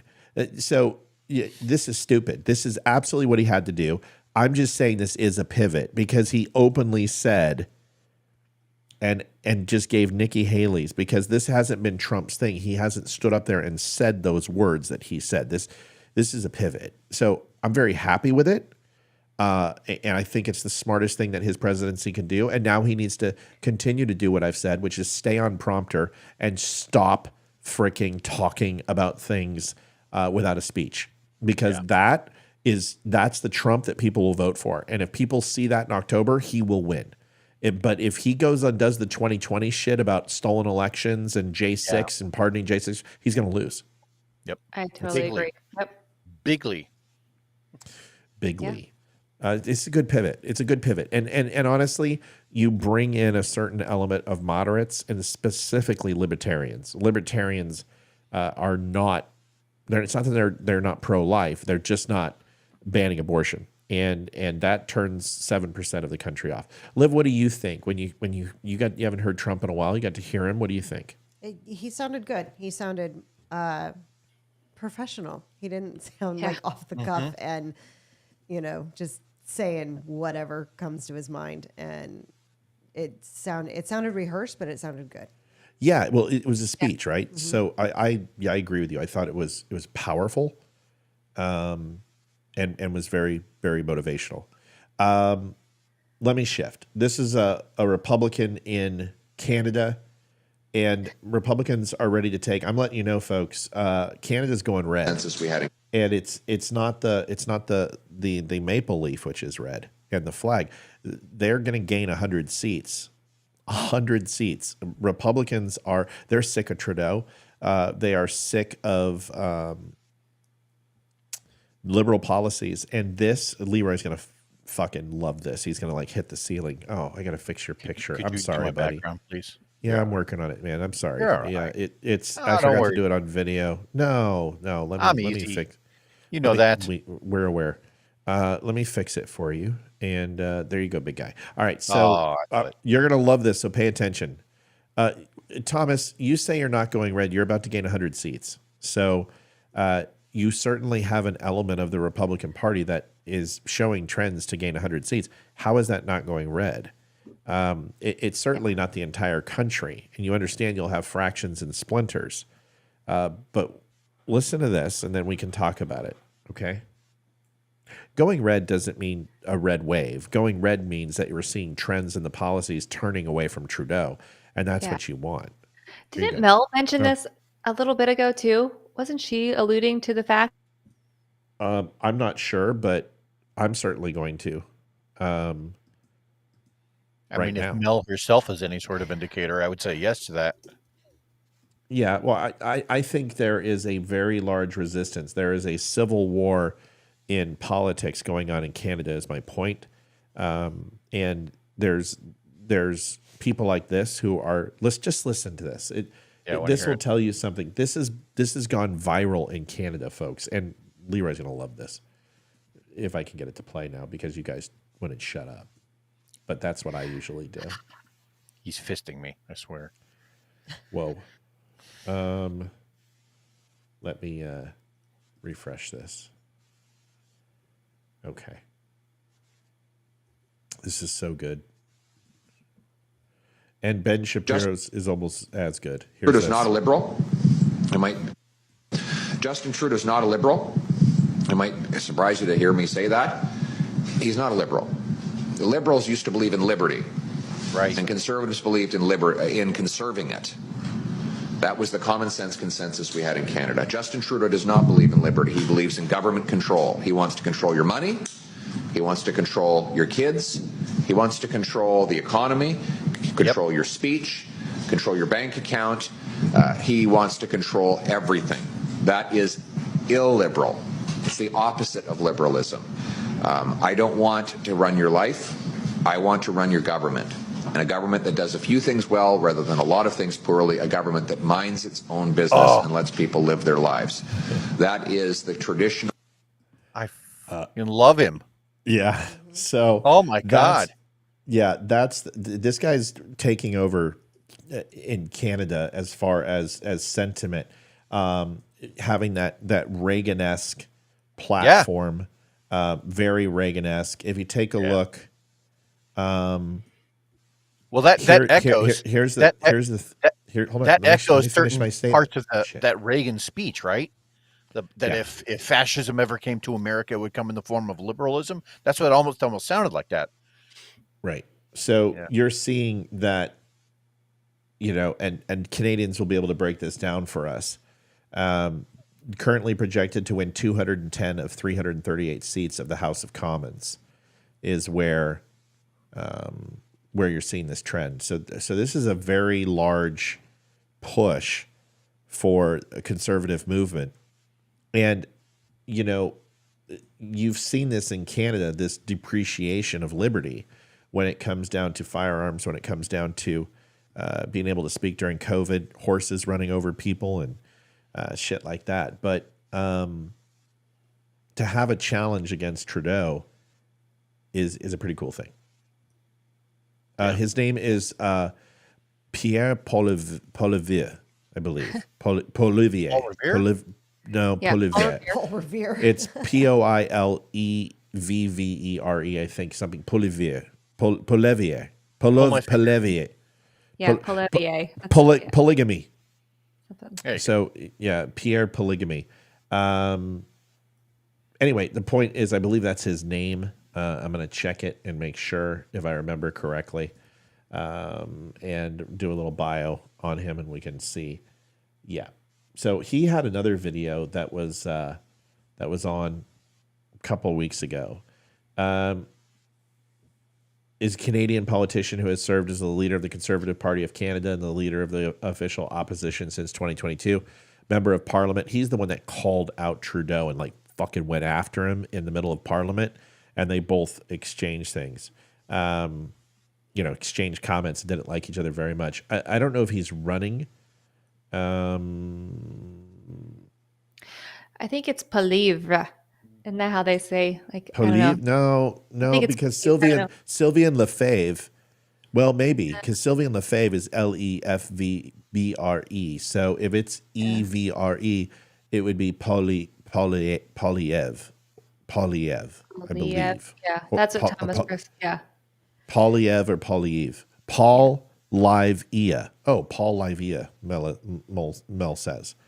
So, okay, well, you know what? You guys need to figure out your language and stop speaking stupid is what you need to do. The There's fucking too many French. vowels. We hate the French. I mean, this, never trust the French. Okay.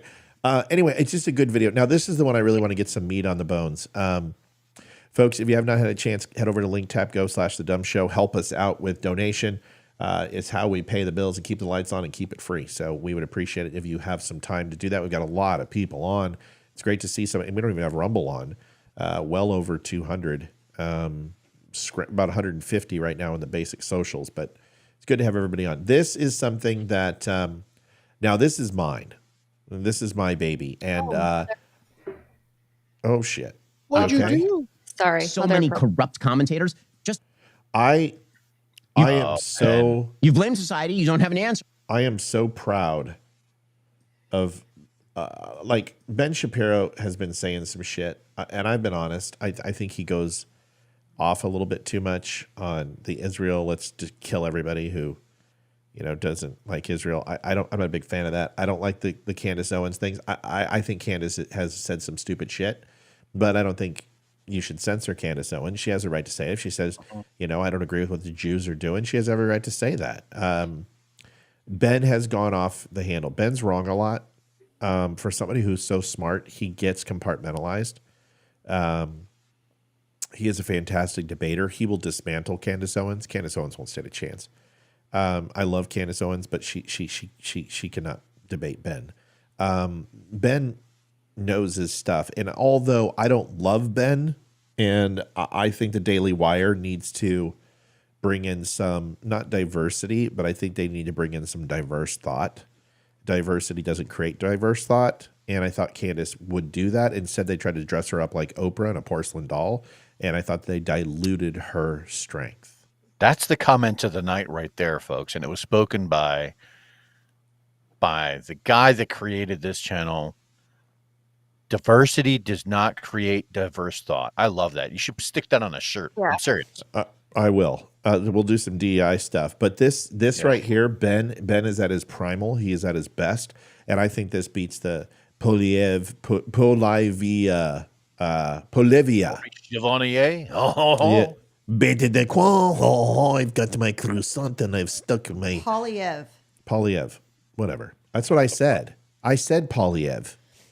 And then now it's Paul Livia is what Mel says. It's different. Oh, Polyarny Inlet. Okay, that's Russian.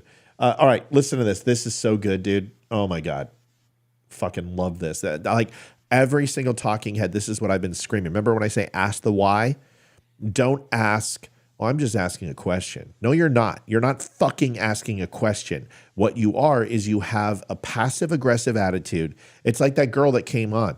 I was just asking and you're attacking me. No bullshit. You want to tell me things and you're exploring to see if I know the truth or not. And you want me to go ahead and confirm what you're saying. I'm not going to. I will not bend. I refuse. This is what Ben's saying to all the talking heads out there, and I freaking love it, and I wish he would hire my ass. Here it is. You blame society. You don't have an answer. So it must be a conspiracy. There must be some sort. And you're just asking questions. You don't know. Right? This is the game that is played by so many corrupt commentators. Just asking questions. I don't have to show you evidence that something terrible is happening. I don't have to actually demonstrate how the thing is happening. I don't have to tell you who the problem is. Wink, wink. But I can just tell you right now that there is a problem. But even, and if I'm asked about it, hey, I'm just asking questions. Now, let me tell you something about just asking questions for a second. Just asking questions is a game for children. My son is 7. He can just ask questions. My daughter is 10. She can just ask questions. If you are 50 and you are just asking questions, I don't think you're just asking questions. I think that your level of curiosity is actually quite low. Yes. I think that you don't care enough to know or know enough to care. I think that the vast majority of people who are in the just asking questions business have an answer that they want to suggest, but they know there's no evidence for it, so instead they hide behind just asking questions. In other words, they're completely full of Oh, dude, like if I could put It's that your spirit animal. Oh, if I could put that on a t-shirt, I've been screaming that shit for 3.5 years. And I can't tell you how hard it's been to grow in doing just that. It's been so hard because I have to challenge the left and the right and the center and stand on the side of just what we know. There is no supposition. There is no clairvoyance. There's no prediction. You literally stand on the facts until you know something different. And you know what? I feel a little vindicated. That video, the video one that I did for the ship, is now at 1.5 million views.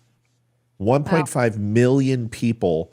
It's got over 5,000 likes. It has over 80,000 interactions. It's got over 7 million minutes of views. 7 million minutes.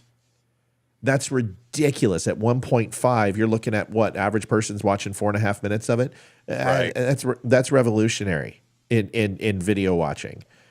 Yeah, it's a 2-hour video, but it doesn't matter. The point is that people are watching it, and there's cathartic reactions. There's people who are very angry at me for not saying that it was taken over and hacked by China. And there's other people who are like, wow, dude, the due diligence is awesome. But Ben Shapiro is saying exactly what I have felt. Liv, I'm going to let you go since you stepped out. Then Amy, then Leroy. Liv, go ahead. Well, I watched the video earlier and definitely made me think of you. And Aww. well, it's Tiny always peanut. there's Yeah, I was like, is it a schlepper? Is that what's going to? No, I mean, even in our personal life, it's like, Oh, my schlepper is small? no, that's not where I'm Sorry.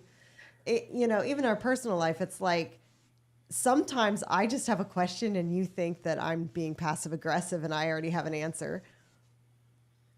But sometimes I just have a question. No, that's not what I've said. So see, that's an inaccurate statement. I appreciate you saying that.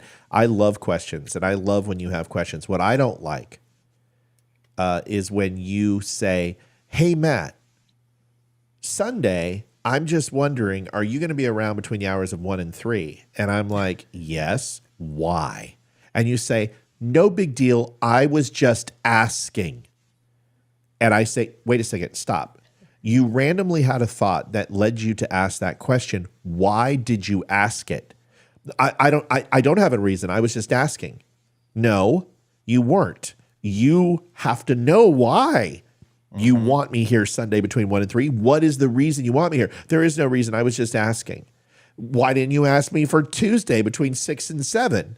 Well, because I didn't want to know that. I know, but why? And then it turns into a fight. That's what you do. And then what you do is finally, after about 45 minutes, you go, I was just thinking of going get my hair done and with Hayden, and I wanted to know if you're available. I'm like, why didn't you just say that?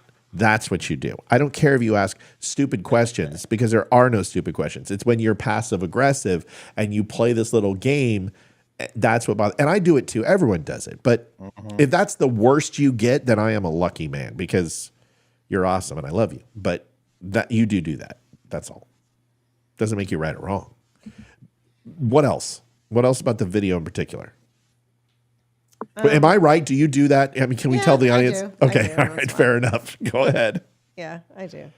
Yeah, I think he's right. A lot of adults, especially in the mainstream media, they're not like the interviews that we had watched before the last couple of weeks and stuff. All those, I can't even think right now. Wait, what? Like cold.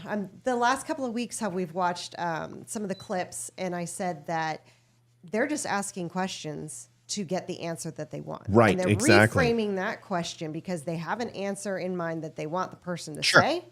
Yeah. And so all they're doing is they're re-asking the same question with different words in a different way to loop it back to the answer they want to get. And I Correct. think that's what a lot of... Did you say loop it leftists back make. or lube it back? What's on your mind, Leroy? No, I couldn't tell which one you said. Okay. But what is lube it? You mean luge? Yeah, I've never heard of like, lube Well, it's are we- where- it back. I'll address it when it comes time for my turn. I've never heard of Well, lube it listen, back. dude, lube it back. Basically, you're backing up into it, so you need some lube. Yeah. I'm confused. That's what I thought. That's yeah. what I'm like. What are we going to prison here? This must be a French thing. So getting ready to fuck you with that question. Is what it is. That's right. That's right. That's what that lady did when she called. Is she said, "Hey, CIA was responsible for burning down an AutoZone," and I listened to her for 27 minutes. I said, "Stop. No.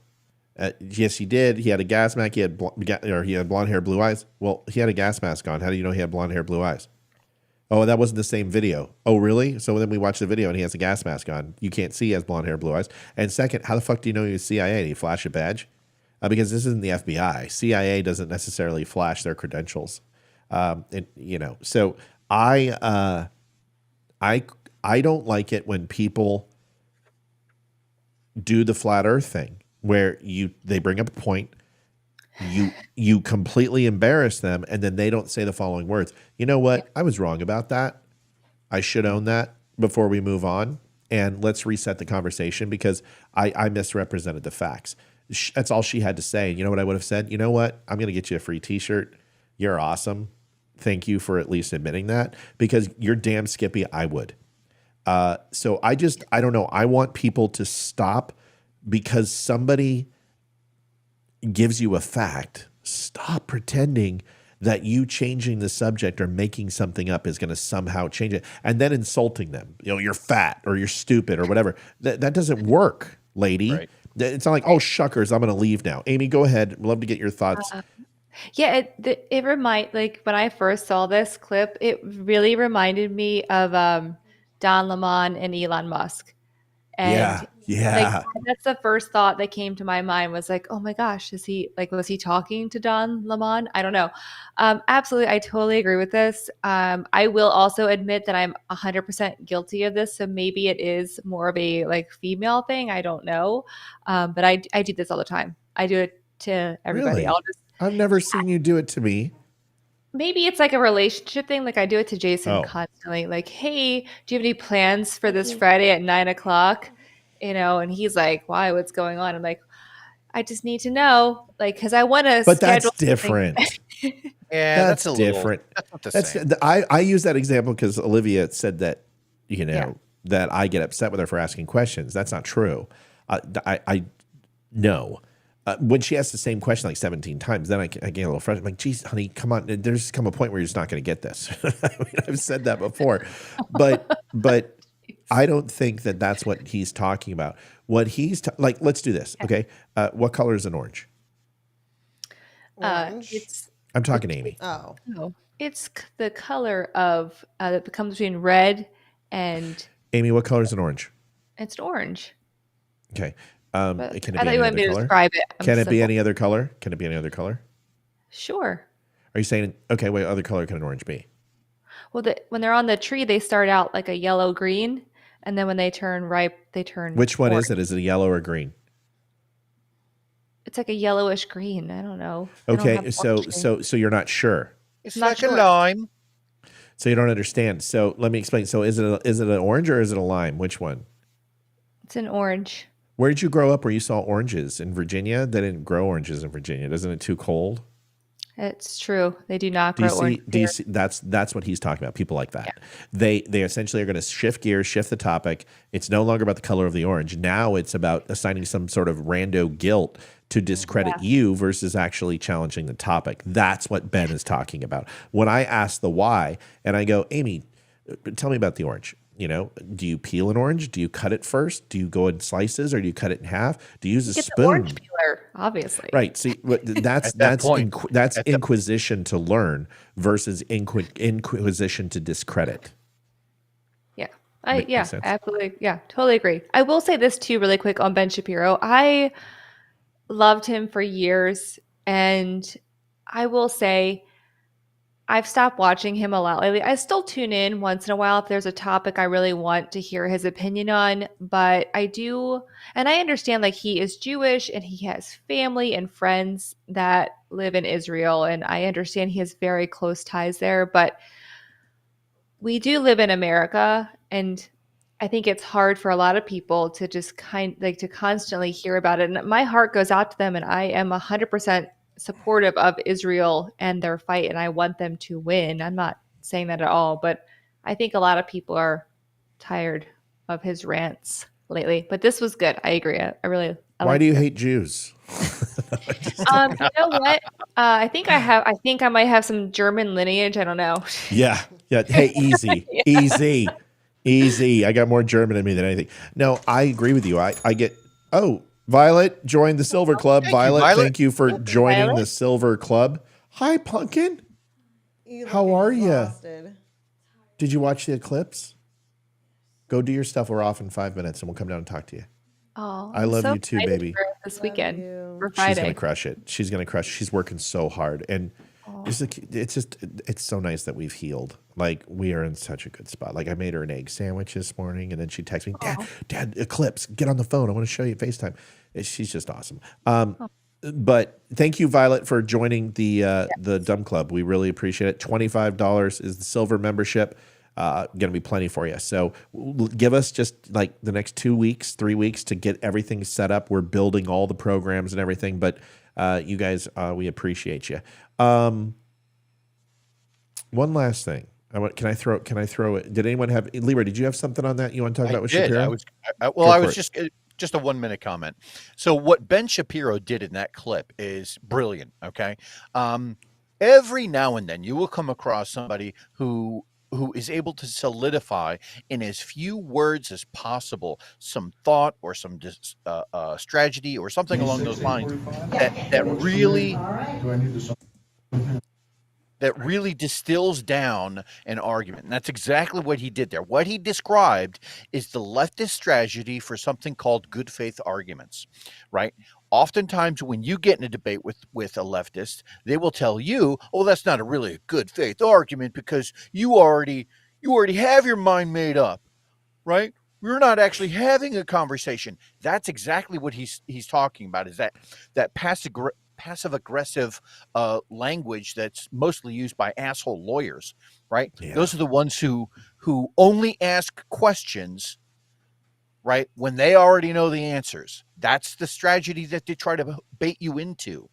And it's the intellectual and moral equivalent of I'm going to go home and take my football because you're not playing nice, right? That's exactly what that is. So I love that piece. Real quick, Sarah, we do have phone cases there on the Dumb Show. Go to the store. We've got phone cases, all that stuff, coffee mugs. Someone asked me, did I get any of the evidence? No, not one bit. No videos, no warrant, nothing. In fact, I talked to a buddy of mine in the FBI. I've already said that to people in the morning show. Not only were there never 50 agents assigned to a knock and talk warrant, in Pennsylvania, in Virginia, in Maryland, not even in the United States. FBI doesn't even predominantly do knock and talks with full-time service agents. It's usually people who are in academy or on probationary periods, who are waiting for their permanent assignments, who will do jobs like that. Or it's people who work along with the FBI, but a knock and talk where they just come out and say, here's your social media posts. There's usually one agent who is assigned, and then there might be one or two others that are not necessarily assigned to a field office. There are no guns being drawn on people who are doing knock and talks. It's a bullshit story. And there's a reason why she wanted to come on, is because everything I say she doesn't agree with. She thinks Michelle Obama has a dick. Right. And there is no evidence of that. It's a lie. I've seen the photograph. Listen, if you have to Photoshop fake photos, then if you have to lie, period, ellipsis. If you have to, it's the same thing with these posts on Jews just murdering and raping Palestinian women. I'm like, if you have to lie because I disprove the videos and I show it's not true. Same thing with the Ukraine or the Crimea bridge that blew up 2 years ago, and they said that was the Francis Scott Key Bridge. It's a lie. So my thoughts are this. If you have to make shit up like he was in the CIA and the guy wasn't in the CIA, because there's no evidence of that, the newspaper she said the newspaper changed the story. It's just these things. It's just your conspiracies have no end because there's no basis in truth. So once you go ahead and believe a lie, you lying is no big deal. Once you make shit up in order to defend your lie, there's no credibility left. So you just continue to do it. And all you're doing is digging yourself deeper. You don't believe what you're saying. You just can't prove what you're saying, and you're frustrated. I don't have time for it anymore. But anyway, this is a good one. Amy's going to love it. This is kind of a surprise video. I didn't link this one to you guys. Enjoy this. Holy shit. I don't know what to say. Oh my God, you have no idea what's about to come. Here it is. It's not me for sure, and it's not Leroy. I know that Why for am sure. I going to enjoy this video? What does that mean? I think you're going to crush this person because this is like. Do you guys remember the Sopranos? The fat That's fake. Italian, and he looks just like him. Now listen to this. Here That it is, has Liv. to You be too. fake. Just listen, Liv. Here we go. Check on that. Yeah. So we were talking May 6, 8:45? Yeah. That works for me. All right. Do I need to sign anything? No. I'm just out of here.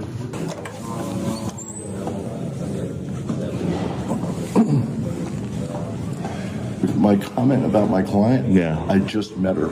She's really nice. She's really smart. She sounds like she's got the right idea about things.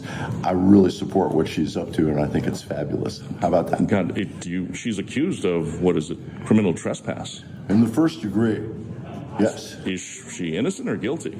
She's innocent, of course. She's innocent, okay. Well, she's caught on video being arrested and protesting and allegedly protesting in front of. So I'm trying to get all sides. So My client has pled not guilty. My name is Stephanie Mueller. I'm in the directory for the Washington State Bar Association. Right? You could look me up. Okay, Stephanie, thank you for your time. At this point, your client is being arraigned, though. It's all just happened. Her hearing is over. Got it. It's done. All right. Do you know when her next court date is? I do.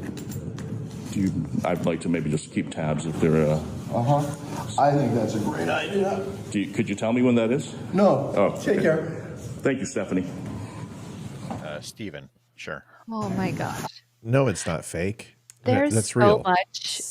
There's so much. Go. There's so much. Okay. Wow. I'm going to start with this person is clearly delusional, which is why no one should trust them to defend them in court because they can't see the facts. So you need someone who understands the law, who understands factual law, not a made-up interpretation. I would never trust someone who behaved this way in any facet, probably.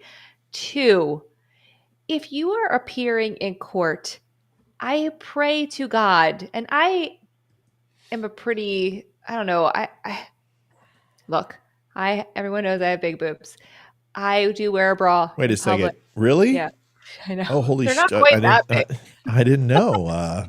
They're not as big as Stephanie's for sure. And I'm really grateful for that because holy mother of pearl. There's so much wrong here. I'm always self-conscious, especially when I'm appearing in court, about how I am perceived because I do have a larger chest. So I not only try to cover it up, but I try to minimize because people judge you on that.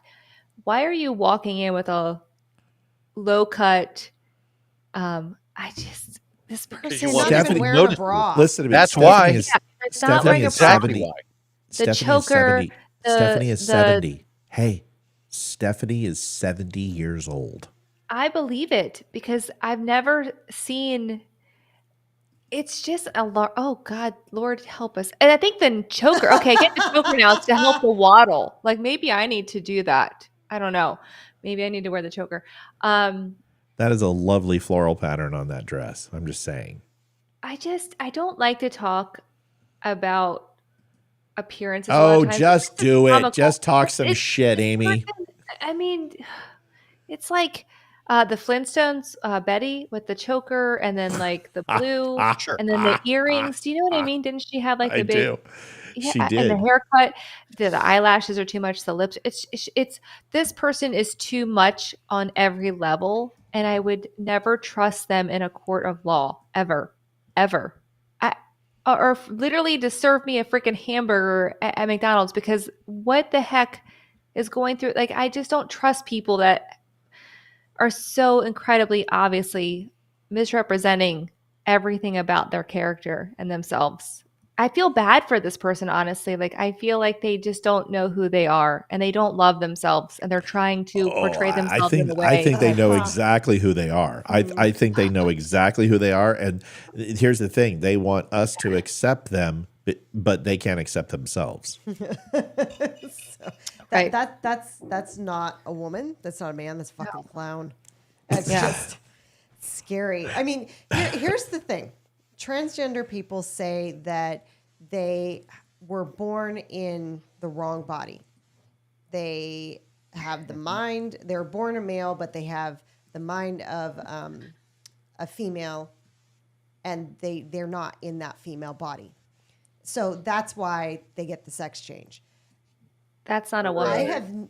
I have Your never gender is not seen, made up by your mood, though. But here's the thing. Here's the thing.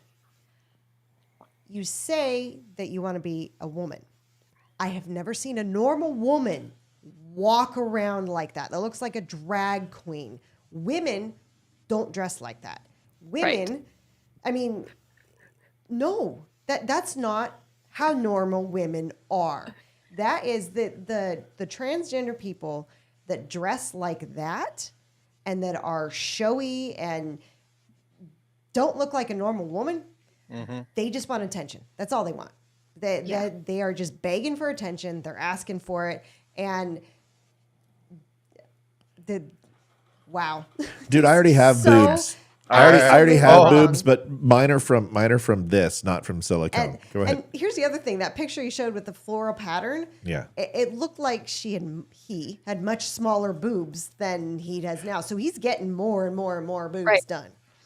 Just why? Yeah. Why? What kind of a doctor would do that?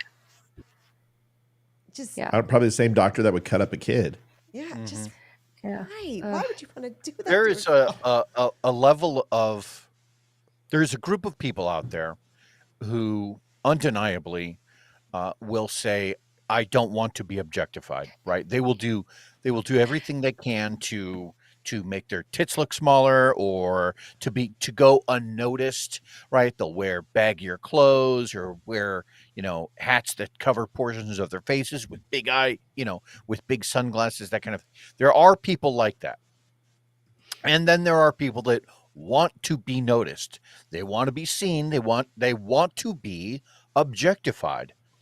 And you can say that that's either a popular or unpopular opinion. I don't give a shit, because this is clearly a case where someone they want to be seen.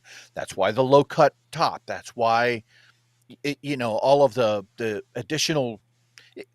Women are not like some fucking pantsuit that you can just put on and take off. You can't just put clothing on and next thing you know, you're a woman, right? And that's what this is kind of alluding to. That's what this person is trying to do. And I don't care one way or the other. I don't care who you bang. I don't care about any of that stuff. But to Amy's point, when you're talking about a professional life, when you're talking about becoming a doctor or a lawyer or something where there's some serious academic or intellectual chops that are required in order to get the job done, now I got to question, So there's no way I'd hire that person to be a lawyer, but I also don't want to admonish them too much either for wanting to just live life how they want to live. Hey, you do you, boo, right? But when you dress like that, please don't be that person that immediately contradicts yourself by saying, "Oh, look, I don't want to be objectified," or "I don't want to," No, you're clearly you want to be noticed, and you are freaking everyone out. Can I ask the real question here? Yes. So, Leroy, was there ever a time you went into port that would be possible? I've never seen that. No. Is there a time that you would wake up next to him accidentally? Like if you were in like Subic Bay, is there enough alcohol? No, there's not. There's not a yes, there is, and I would die from alcohol poisoning. That is by far. Listen, it comes down to this. I'm not going to insult somebody. If you want to be a woman, you're never going to be a woman. Right. You can't. If you want to look like a woman, you have every right to do that. But I am not going to call you a Stephanie. woman. I'll call you Stephanie. That doesn't look like a woman to me. That looks like but that's my point. Is the entire judgment of the transgender community on women and their deliberation that they've come up with is a fucking transgression worse than what any men did in the 50s and 60s to women. Because listen, we grabbed your ass. We grabbed you by the hoo-ha. We did something, right? We know what men did. Subjected you guys to not be able to vote, not equal pay, all those things. Horrible. This is denying that you exist. This is saying that you are not real, that you're not a woman, that there's nothing that defines you as a woman. And it's basically saying that there's no difference between you and a man, from giving birth to physically menstruating to everything you go through, the sexual, basically every time you go into a grocery store, you got guys eye fucking you. Just that alone, what you have to experience, it's them saying it's not equivalent to anything that a man has gone through. It's not even close. And a man can sum you up by putting on a dress and lipstick. It is, in my opinion, it is one of the worst things ever done to women in history. It's my personal opinion. True. Devalues them. Oh, it makes you cheap. You're a dress. You know what? It's like a Habib. It's putting women in burqas. It's putting women in clothing to shame what they look like. Yeah. And it's basically saying that you don't exist and you're nothing. You're not real. And I don't know. It baffles me. Like, I just think transgenderism, I'm all for your power, and I'm all for you to do what you want to do and find your truth, hashtag your truth. But you don't get to go ahead and subjugate another person to ridicule and dismay based upon your complete lack of fucking reality because you're delusional. Think back to what we were just talking about with Ben Shapiro and when I was describing those good faith arguments, right? There's no way you could have a good faith argument from someone like that who's trying to authentically claim I am a woman, right? Yeah. That's not a good faith argument, right? That's exactly what Ben Shapiro is talking about. Like, that's where they would start to introduce all of those questions. Well, what does that mean to be a woman? What, just because a woman, can only women can have babies? Yes, and that's what Ben was talking about with asking those questions that would guide you down certain paths so that you eventually stumble over your own rationale, to stumble over your own reasoning. And this is not a good faith argument. Well, it baffles me, man, because I'm just like, I don't know, where's the respect for women? Where is the and the left? They're making this worse. You can do what you want in your own personal life. Just don't make us celebrate you. Don't, it's stop putting men above women. And that's what they're doing. They're putting men above real women. And it's just so stupid. It's like, why do I have to participate and pretend along with you? Listen, when I was younger and girls wanted to go ahead and play Barbie, I played with them because I was attracted to the girls. But if I wanted to get up and leave and they're like, no, you can't. Why? Well, because you have to enjoy what we're enjoying. Can you imagine that with food? I have to enjoy steak even. When you were playing with those Barbies, did you always play with them like in the kitchen? I'm like, what roles did they play? I'm just curious. Oh, well, dude, first of all, I got a Ken doll. And none of the girls had Kens. So Casey, Cindy Fenton, Casey Green, Diane Frost, Kelly Brumby would all and just smoking, right? Because dude, I was like, I loved girls. I hit 10 and I was just like, I'm ready. But anyway, so what they would never let me play because I don't hold any value. And I'm, Skipper's there, Barbie's there, whatever. Hawaiian Barbie's there. So I went to my mom and I said, hey, can we go up to the 5 and Dime and pick and save? And can I go get a Skipper or a Ken doll? And she's like, my dad's like, okay, we need to sit down and have a talk. I'm like, Dad, this is why. And he's like, I'll take him.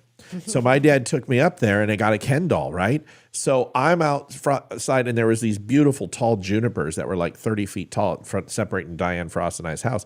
And I was at the bottom of the curb and I went down there and I took my G.I. Joe Jeep and I put Ken in it. And so I was over there and I'm playing on the Jeep and they're like, what is that? And I said, what's what? Cruising for that's some not bitches. a soldier. There's not a soldier. Who is it? And I said, oh, it's Ken. She's like, Ken. And then Diane's like, hey, Kelly, come over here. Cindy, come here. He's got a Ken doll. And they're like, do you want to come over and play with us? I'm like, I don't know. Sure. And then I made out with Cindy Fenton and Casey Green at the same time, like 6 months after that. But anyway, so it's just I played Barbie dolls, and we would do the kitchen, but they had me bring over like my G.I. Joe aircraft carrier, and so we cross pollinated. And what was great is nobody said you have to be a girl, you have to be. It was just we just had fun and we didn't give a shit. Now, when they broke out Strawberry Shortcake, I took off. I'm like, fuck this. I'm not playing Strawberry Shortcake. Well, it was just something that was always interesting to me is that, like, there's been several books I've read, like Why Gender Matters. I've read a whole string of books on gender and the idea behind it. And is it something that occurs naturally? Is it nature, nurture, that kind of thing? I got to interrupt. Spreely, folks, sorry. If you want to watch the rest of the show, you got to come over on Facebook. We're leaving in like 3 minutes anyway. Thanks for watching. We appreciate you. I'm very sorry, Leroy. I don't mean to interrupt. You're good. I had to do show stuff.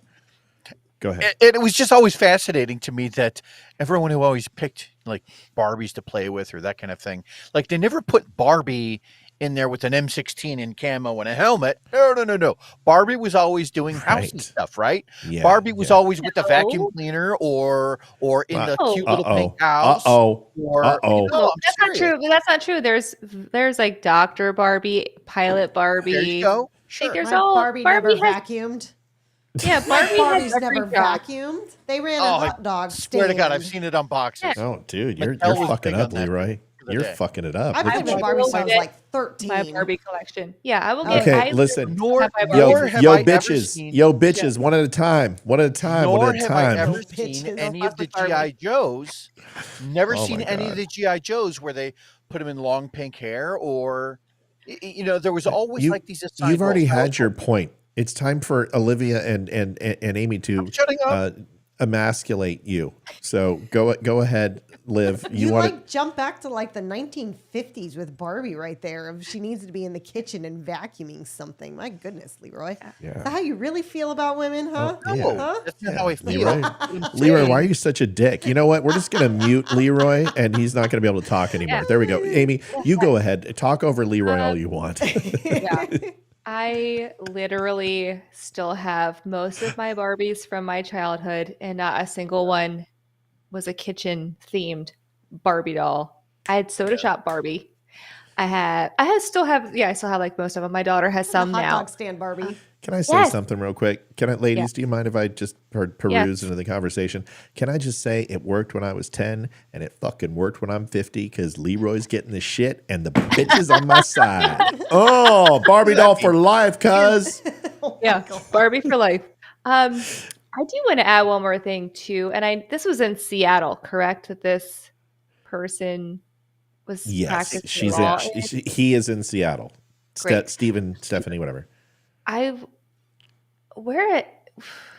It's scary because I feel like the judge in our town would be like, excuse me, you're not dressed appropriately for this courtroom. You need to leave.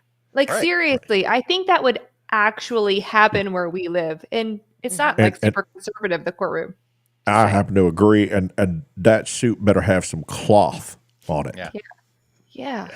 The two what? The two utes. The two what? Did you just say utes in my courtroom? The two utes. Jerry Callow's dead. All right, we're gonna get to the bottom of this. So I agree with you. No. Did you say Jerry Callow? No, Jerry Callow. Jerry Callow's dead. I just told you that. And my biological clock is ticking. So I love her. Listen, I agree. Oh, Marissa to my smoking. Dude, at like 60. Fuck. When she was Aunt May, I'm like, luckily Olivia looks like her a little bit, so I'm cool with it. It's amazing how you always go back to that and say, I still say Olivia looks like Monica them. Okay, hold on. Olivia's going to get pissed. Olivia, you do have resemblance to Natalie Portman. You do have resemblance to Sandra Bullock. You do have resemblance to Marissa Tomei because you have that Greek/Jewish/Italian look, Mediterranean. You're like Jay Chandiskar. They don't know if he's black. They don't know if he's Mexican or a Muslim. That's like when Jay Chandiskar is in those movies. He's like, I'm not a fucking Mexican, you dick. So he's like, come on, man, you speak Mexican. He's like, dude, I want chimichanga. He's like, I want a chimichanga. So I think I saw my twin jogging down the road. Oh when I my went to God. pick up Okay, Ethan. stop. We got to talk about this, then we got to go. Holy shit. So, guys, get this. Seriously, then we got to go. 2 minutes.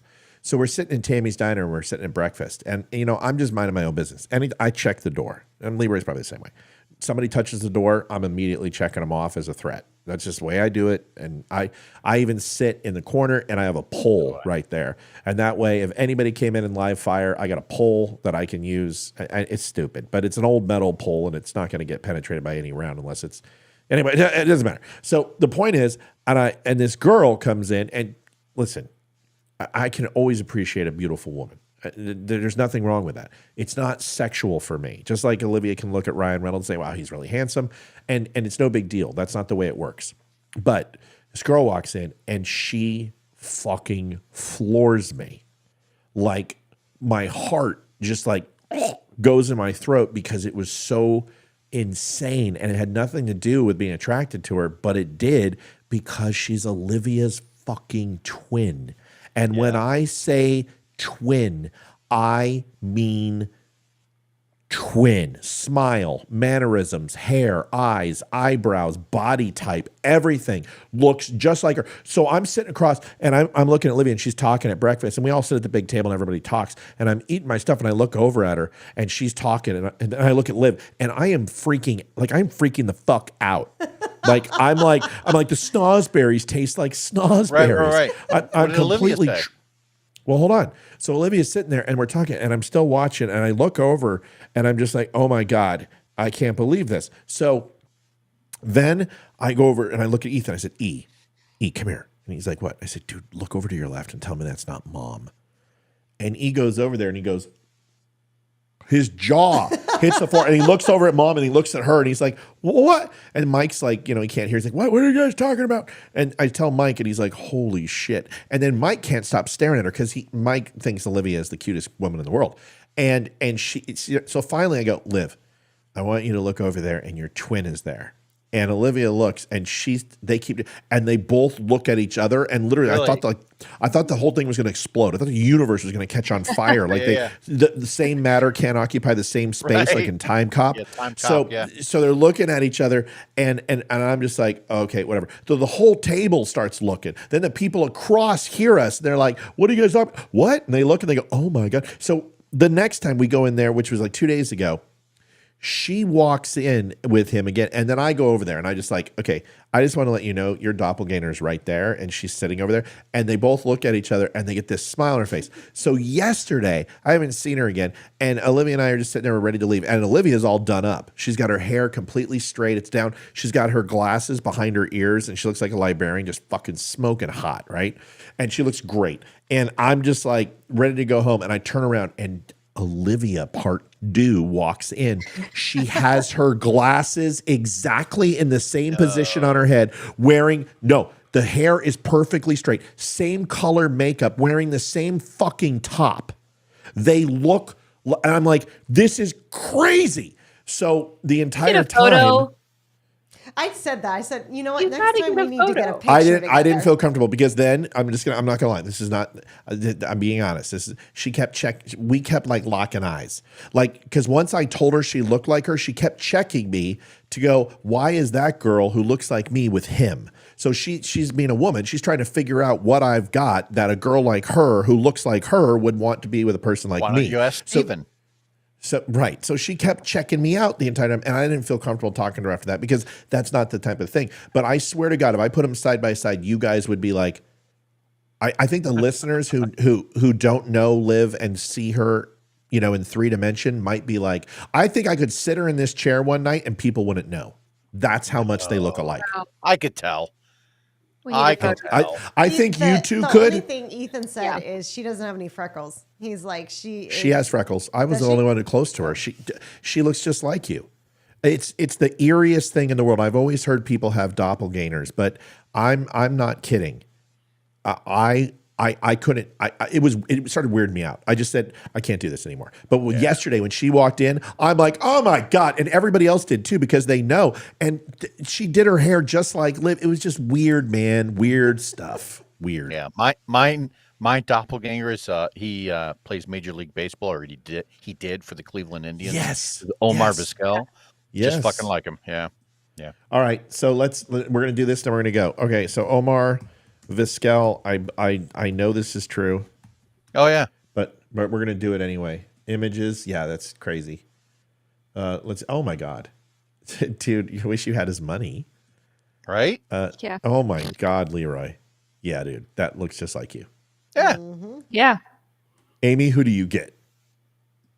I got one time, someone told me that my doppelganger worked at a Chick-fil-A in Maryland. They swore it was me. And I was like, sorry, I have never been. Do you have anybody that people say you look like now? I think just like old lady. I get like, you're an old lady. What? Wrinkles and what?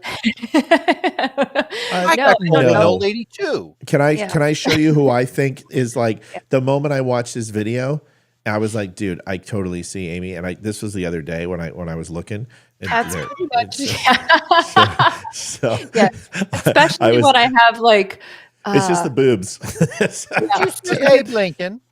Who does Yeah. Amy look like, Liv? We said it before. She I don't know. we saw somebody on a TV show. We're like, No, that gotcha. was Annie. We saw Annie's twin. I don't remember seeing anyone that looked like Amy, you do look like What kind? I don't know who it is, but gosh darn it, I do know because I got to think about it. But I have got that. Oh, That's the girl from- challenge.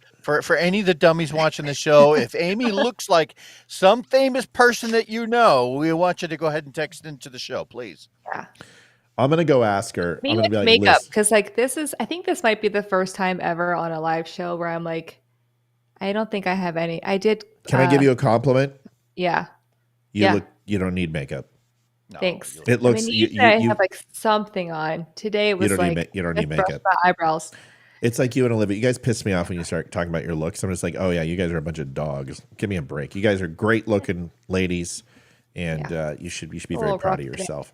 It's a little rough Okay. today.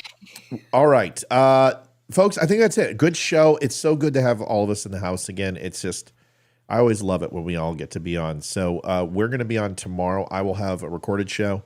We'll have news in the morning, and then I'll be on live with Dominic Izzo. Liv, are you wanting to be on with Iz? Yeah, I'm going to be on for part of the show, but I have to pick the girls up at practice. That's cool. I think they'll like When's he that. coming on? He's coming on Tuesday. Tomorrow night? What time? It's 7 o'clock when we start. Then I will be here for the first 45 minutes. Okay, so he's coming on at 7. It'll be fun. I got to censor him. I'm like, you're in my house now. You can't say some of the stuff you say on your show. Why is but he? What do you mean? Is he foul mouthed like bad? No, it's not foul mouth. It's that Racist. he. No, I'm He's kidding. racist. He's a bigot. No, he hates Yeah, Jews. totally kidding. So no, he Claimed that he Barbie talks has about a vacuum. yeah, he would, and you know Just no, it's not that I would censor him. It's just you have to be careful on Facebook and YouTube. He doesn't hold back. Izzo is very like he's okay. Let me give you the best. He's Andrew Dice Clay. Oh, okay. All right. Before Andrew Dice Clay was okay. Like if there was like an amplified version of Dice Clay, Sam Kinison together, it would be Izzo. He tends to talk about things that has I'd no like to problem. meet the guy. You would Can I love come him. on tomorrow? Yeah, you want to come on tomorrow? What are you talking? Yeah. You never have to ask. What the fuck, Leroy? Why would you have to ask that? You just show up. It's All not right, like well, you're no. coming over to my. It's not like you're gonna come over to my house and vacuum my fucking floor because men don't do that. I don't have More a than welcome Barbie. to come do that too. I don't have a Barbie. Dude, pardon my French. We'd love to have you on tomorrow. Come on with Izzo. You'll Yeah. love talking to him. He's so fun, dude. He's a great guy. All right. I'll do that. All right. Yes, the Yeah. whole show's going to be on Facebook. It's going to be live. I just have to talk to Iz and tell him, you can't COVID, J6, stolen election. Don't talk about those three things, and I'll have topics for him. Listen, everybody, Namaste. Thank you for watching. We appreciate it. We love you all. Thank you, Amy. Thank you, Leroy. Love you, Livy. And thanks for you guys' donation and help for keeping the show going. We really, really appreciate it. I think I got everybody's donation. Let me look. We did. Thank you for everybody helping out. Anything else, y'all? Yeah. No, no. It was a I good just night. want to add really quickly. I feel like the world needs to know this. We have finally started watching Yellowstone. So good. I feel like I need to tell the whole world because everyone's like, Yes. "You watch this?" I'm like, no, Then we've you have never to watch seen it. 1883 and then 1923. And to be dude. honest, Yeah. 1923 I think is like hands down one of my favorite shows. I think it's better than Yellowstone. Can I tell you? Holy cow, so good. So 19. Did you guys ever watch Out of Africa No. with Robert Redford and Meryl Streep? No. Maybe I'm a little time ago. Okay, so very much 1923. If you like Out of Africa, a lot of the people who are watching right now knows Robert Redford, Meryl Streep, and it's an older movie. If you loved Out of Africa or Wind and the Lion with Sean Connery and I don't remember who, Candice Bergen, I believe. If you like that movie, you will fucking love 1923. It is so good. Harrison Ford crushes it, and it's the love story is impeccable. It's just got feeling. It's beautiful, and then the 1883. That is also fantastic. It's heartbreaking, but so good.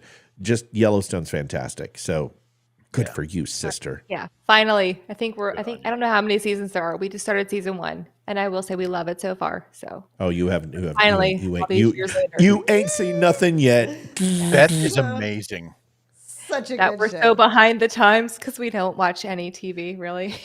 Those are like the people who are like, I've never watched Game of Thrones, and it's like, well, you'll never have my respect. So I have peace off. seen the Game of Thrones. I have. Bubba, don't worry about the Stros. Stros will be fine. I'm more worried about the Avs right now. They're slumping at the wrong time. I think the Avs know their previous Stanley Cup winners. I think they knew they were not going to get first in the division. I think they're just slowing I just think they're slowing it down. They know who they're going to play. They're kicking back. They're resting. Maybe they're doing a mind psych at Winnipeg. I think Georgie is still vulnerable, but I can't imagine that game last night, they didn't look like the Avs. And they've beat Dallas every year this year decisively. So we'll just see. Let's see what the playoffs. Listen, we're going to go. We love you guys. Thank you so much for watching. We'll see you tomorrow. Leroy, I'll see you tomorrow at 7 o'clock. Yeah. Peace. I'll see you Good tomorrow. night, everybody. Bye. Thank you. Bye. Bye. Bye. Adjusting transmitter output. This is the Don't Unfriend Show with your hosts, Matt, Leroy, Amy, Olivia, and Mike. Geopolitics, military analysis, and election coverage. Coming to you live on the Spreely.tv network and all major social media channels at The DUM Show. Honest, direct, unfiltered. We can agree, we can disagree. Just don't unfriend me.